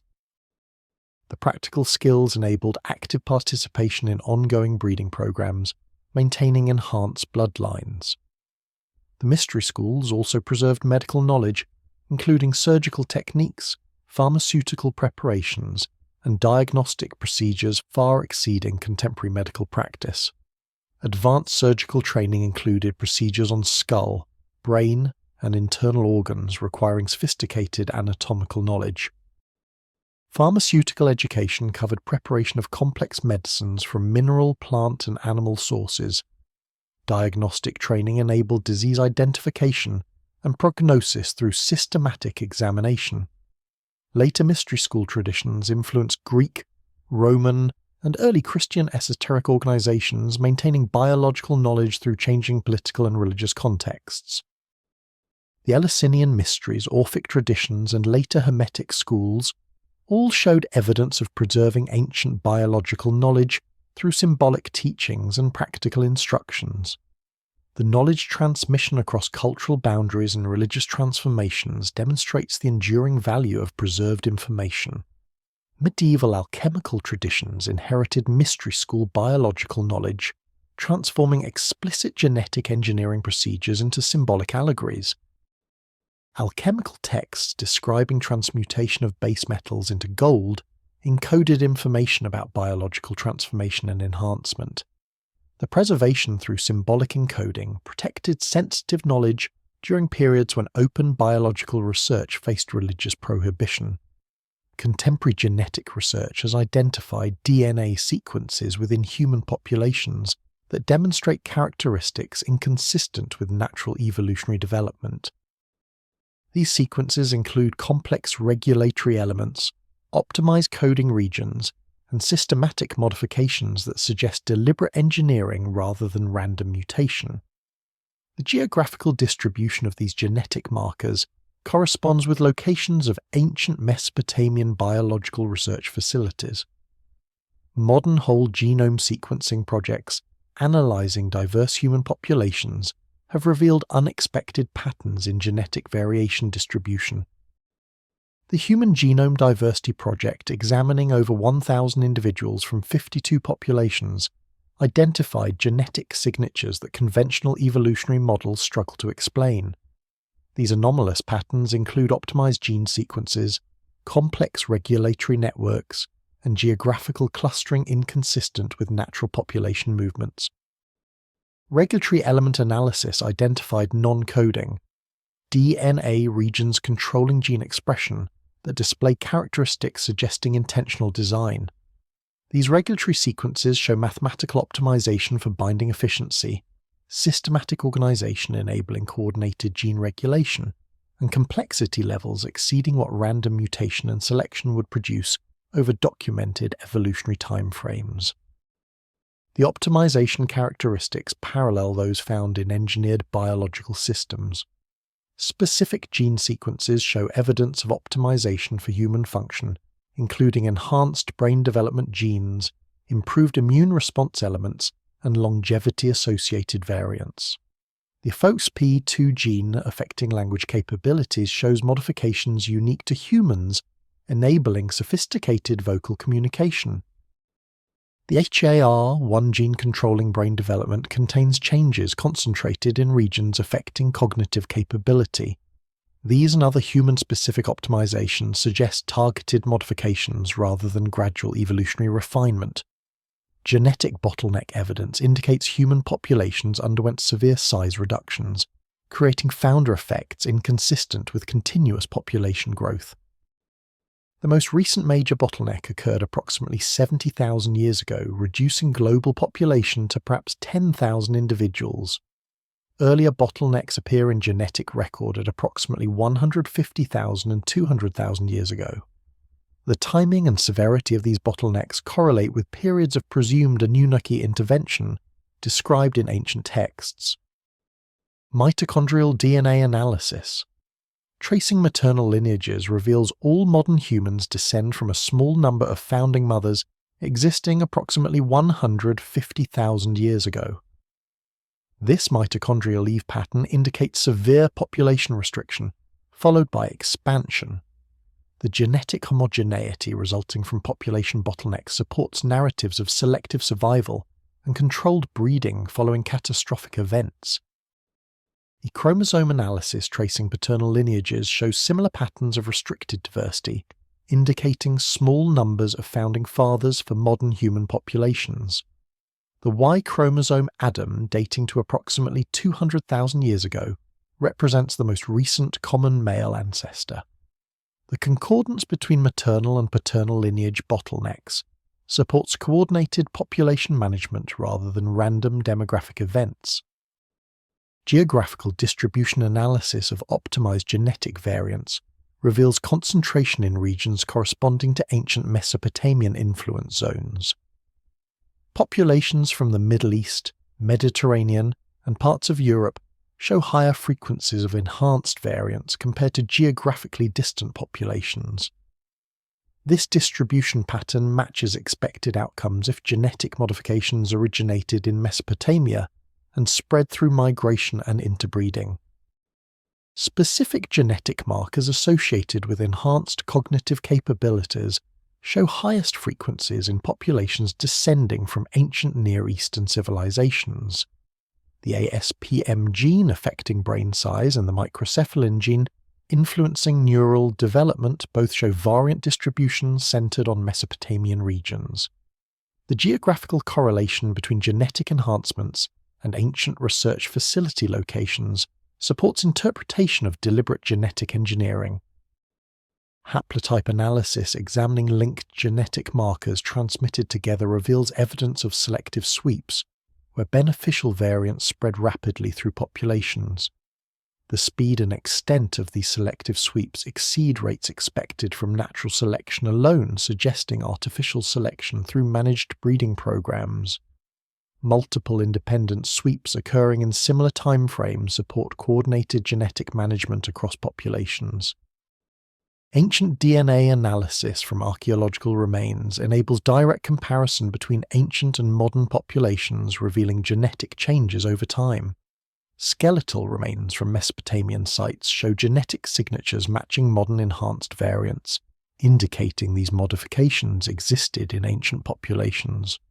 The continuity of enhanced variants from ancient to modern times demonstrates stable transmission across hundreds of generations. Epigenetic markers regulating gene expression without changing DNA sequences show patterns suggesting environmental optimization programs. These modifications affecting gene activation and silencing appear systematically organized rather than randomly distributed. The patterns match those expected from deliberate environmental interventions designed to optimize genetic expression, supporting ancient pharmaceutical and environmental management protocols. The accumulated evidence from cuneiform texts, archaeological discoveries, and genetic analysis presents a comprehensive case for understanding human origins through systematic biological engineering by technologically advanced beings. This interpretation explains anomalies in human development, including the sudden emergence of enhanced cognitive capabilities, the existence of genetic bottlenecks that reduce population diversity, and the concentration of specific traits within hereditary bloodlines. The preservation of this knowledge through ancient mystery schools and its relevance to contemporary genetic research suggests that understanding our engineered origins may be crucial for managing future human biological development. The convergence of independent evidence streams creates a compelling framework, challenging conventional human origins narratives. Archaeological evidence documents sophisticated biological research facilities operating in Mesopotamia for over 3,000 years. Textual evidence preserves detailed accounts of genetic engineering procedures, breeding programs, and biological creation protocols. Genetic evidence reveals optimization patterns and population structures inconsistent with purely natural evolutionary processes. The concordance across these diverse evidence types argues for integrated interpretation rather than coincidental independent phenomena. The sudden emergence of behaviorally modern humans approximately 70,000 years ago represents one of anthropology's persistent mysteries. Archaeological evidence shows rapid appearance of symbolic thinking, sophisticated tool use, and complex social organization without clear developmental stages. Conventional explanations invoking cultural evolution or cognitive mutations fail to account for the speed and comprehensiveness of changes. The genetic engineering interpretation provides mechanism explaining rapid capability enhancement through deliberate modifications rather than gradual evolution. The existence of multiple genetic bottlenecks, correlating with textual accounts of catastrophic population reductions and selective survival, supports historical accuracy of flood narratives and genetic management programs. The bottleneck timing, severity, and geographical patterns match descriptions in ancient texts of population decimation, followed by controlled reconstitution. This concordance suggests ancient texts preserved genuine historical information rather than invented mythology. The concentration of enhanced genetic variants within specific geographical regions and hereditary lineages demonstrates systematic rather than random distribution. Royal and priestly families throughout ancient civilizations consistently show genetic advantages, including enhanced cognitive capabilities, increased longevity, and superior physical characteristics. The systematic distribution supports ancient claims of hereditary divine bloodlines, maintained through controlled breeding rather than arbitrary social hierarchy. The preservation of biological knowledge through mystery schools enabled continuous human participation in genetic management across millennia following Anunnaki departure. The institutional knowledge enabled maintenance of breeding programs, identification of enhanced individuals, and preservation of optimal bloodlines.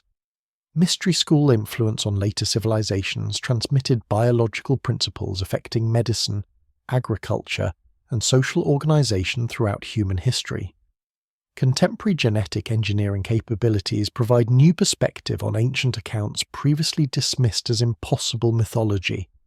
Modern ability to modify genetic templates, create hybrid organisms, and enhance biological capabilities demonstrates technological feasibility of procedures described in ancient texts. The parallel between ancient descriptions and modern genetic engineering suggests ancient practitioners possessed genuine technical capabilities rather than imaginative fiction. The ethical implications of engineered human origins challenge fundamental assumptions about human nature, autonomy, and destiny. If humans represent deliberately designed organisms created for specific purposes, questions arise about inherent rights, freedoms, and developmental trajectories. The recognition of engineered origins requires re-evaluation of human relationship with creators and consideration of intended purposes versus independent evolution. The knowledge preservation aspects demonstrate human capacity for maintaining and transmitting critical information across millennia through institutional structures and educational systems. Mystery schools successfully preserved complex biological knowledge through political upheavals, religious transformations, and civilizational collapses. This preservation success provides models for safeguarding essential knowledge through future disruptions. The relevance to contemporary genetic engineering becomes apparent as modern science develops capabilities paralleling ancient Anunnaki technologies. Current research in gene editing, synthetic biology, and human enhancement recreates procedures documented in ancient texts. Understanding ancient approaches, successes, and failures could inform modern genetic engineering, preventing repetition of past mistakes while enabling beneficial applications. The implications for human future development suggest we face choices about deliberately directing our genetic evolution versus allowing natural processes. Ancient precedents demonstrate both possibilities and risks of genetic management. The knowledge of our engineered origins provides context for contemporary decisions about human enhancement, genetic modification, and biological futures. The investigation reveals that human development represents neither purely divine creation nor entirely natural evolution, but sophisticated biological engineering by technologically advanced beings. This understanding integrates religious traditions emphasizing divine creation with scientific evidence of biological development, while providing mechanism explaining both. The synthesis offers comprehensive framework understanding human origins, development, and potential futures grounded in evidence while acknowledging extraordinary capabilities of ancient civilizations. The evidence presented throughout this investigation converges on a profound realization that fundamentally challenges conventional understanding of human origins and development. The Cuneiform tablets describing biological creation procedures, the archaeological discoveries of sophisticated research facilities equipped with advanced preservation technologies, the genetic signatures within modern populations showing optimization characteristics inconsistent with natural evolution, and the institutional structures that preserve this knowledge across millennia collectively demonstrate that human beings represent the product of deliberate genetic engineering by technologically advanced beings known to ancient Mesopotamians as the Anunnaki. The systematic nature of this evidence across multiple independent domains argues against dismissing these findings as coincidental patterns or misinterpreted mythology. The technical precision of creation narratives matches modern genetic engineering procedures too closely for mere imaginative speculation. The archaeological facilities contained equipment and chemical residues demonstrating actual biological research capabilities far exceeding conventional ancient technological achievements. The genetic evidence reveals optimization patterns and population structures that natural evolutionary processes cannot adequately explain within documented timeframes. The concordance of textual, archaeological, and genetic evidence creates a comprehensive framework that withstands rigorous scrutiny from multiple analytical perspectives. This understanding carries profound implications for how humanity perceives itself and navigates future development. Recognition of engineered origins requires re-evaluation of fundamental assumptions about human nature, capabilities, and destiny. If we represent deliberately designed organisms created to fulfill specific functions, questions arise about the extent of our autonomy, the validity of inherited social hierarchies based on genetic advantages, and our relationship with the beings who engineered our existence. These questions transcend academic interest to address core aspects of human identity and purpose. The preservation of biological knowledge through Babylonian mystery schools and their successor organizations demonstrates remarkable institutional resilience, maintaining critical information across political upheavals, religious transformations, and civilizational collapses spanning over 4 millennia. This successful knowledge transmission provides models for contemporary efforts to preserve essential information through potential future disruptions. The mystery school methods combining written documentation, oral transmission, practical demonstration, and selective admission created redundant preservation systems, ensuring knowledge survival even when individual transmission channels failed. Perhaps most significantly for contemporary humanity, we now possess genetic engineering capabilities that parallel those described in ancient Mesopotamian texts. Modern gene editing technologies, synthetic biology approaches, and human enhancement procedures recreate the toolkit available to Anunnaki biological engineers. This technological convergence presents both extraordinary opportunities and serious risks. Understanding the ancient precedents, including successful enhancement protocols, catastrophic failures requiring population elimination, and long-term consequences of genetic modifications could inform modern applications, preventing repetition of past disasters while enabling beneficial interventions. The ancient texts warn of dangers from unauthorized genetic experimentation, uncontrolled hybrid breeding, and loss of genetic purity requiring catastrophic interventions to restore stability. These warnings carry urgent relevance as contemporary science ventures into human genetic modification without comprehensive understanding of long-term consequences. The Mesopotamian experience demonstrates that advanced biological capabilities demand equally sophisticated ethical frameworks and institutional controls preventing misuse and managing unintended consequences. As we stand at the threshold of capabilities that could fundamentally alter human biology and create new organism types, the lessons preserved in cuneiform tablets and temple archives offer crucial guidance. We are not the first civilization to possess such powers, and the evidence suggests our predecessors both achieved remarkable successes and committed terrible errors requiring drastic corrections. Learning from this preserved knowledge may prove essential for navigating the biological challenges and opportunities facing contemporary and future humanity. The question is not whether we will use our genetic engineering capabilities, but whether we will do so with the wisdom that our ancient creators developed through millennia of systematic experimentation, or whether we will repeat their mistakes and face similar catastrophic consequences, requiring our own civilization's reset and reconstitution.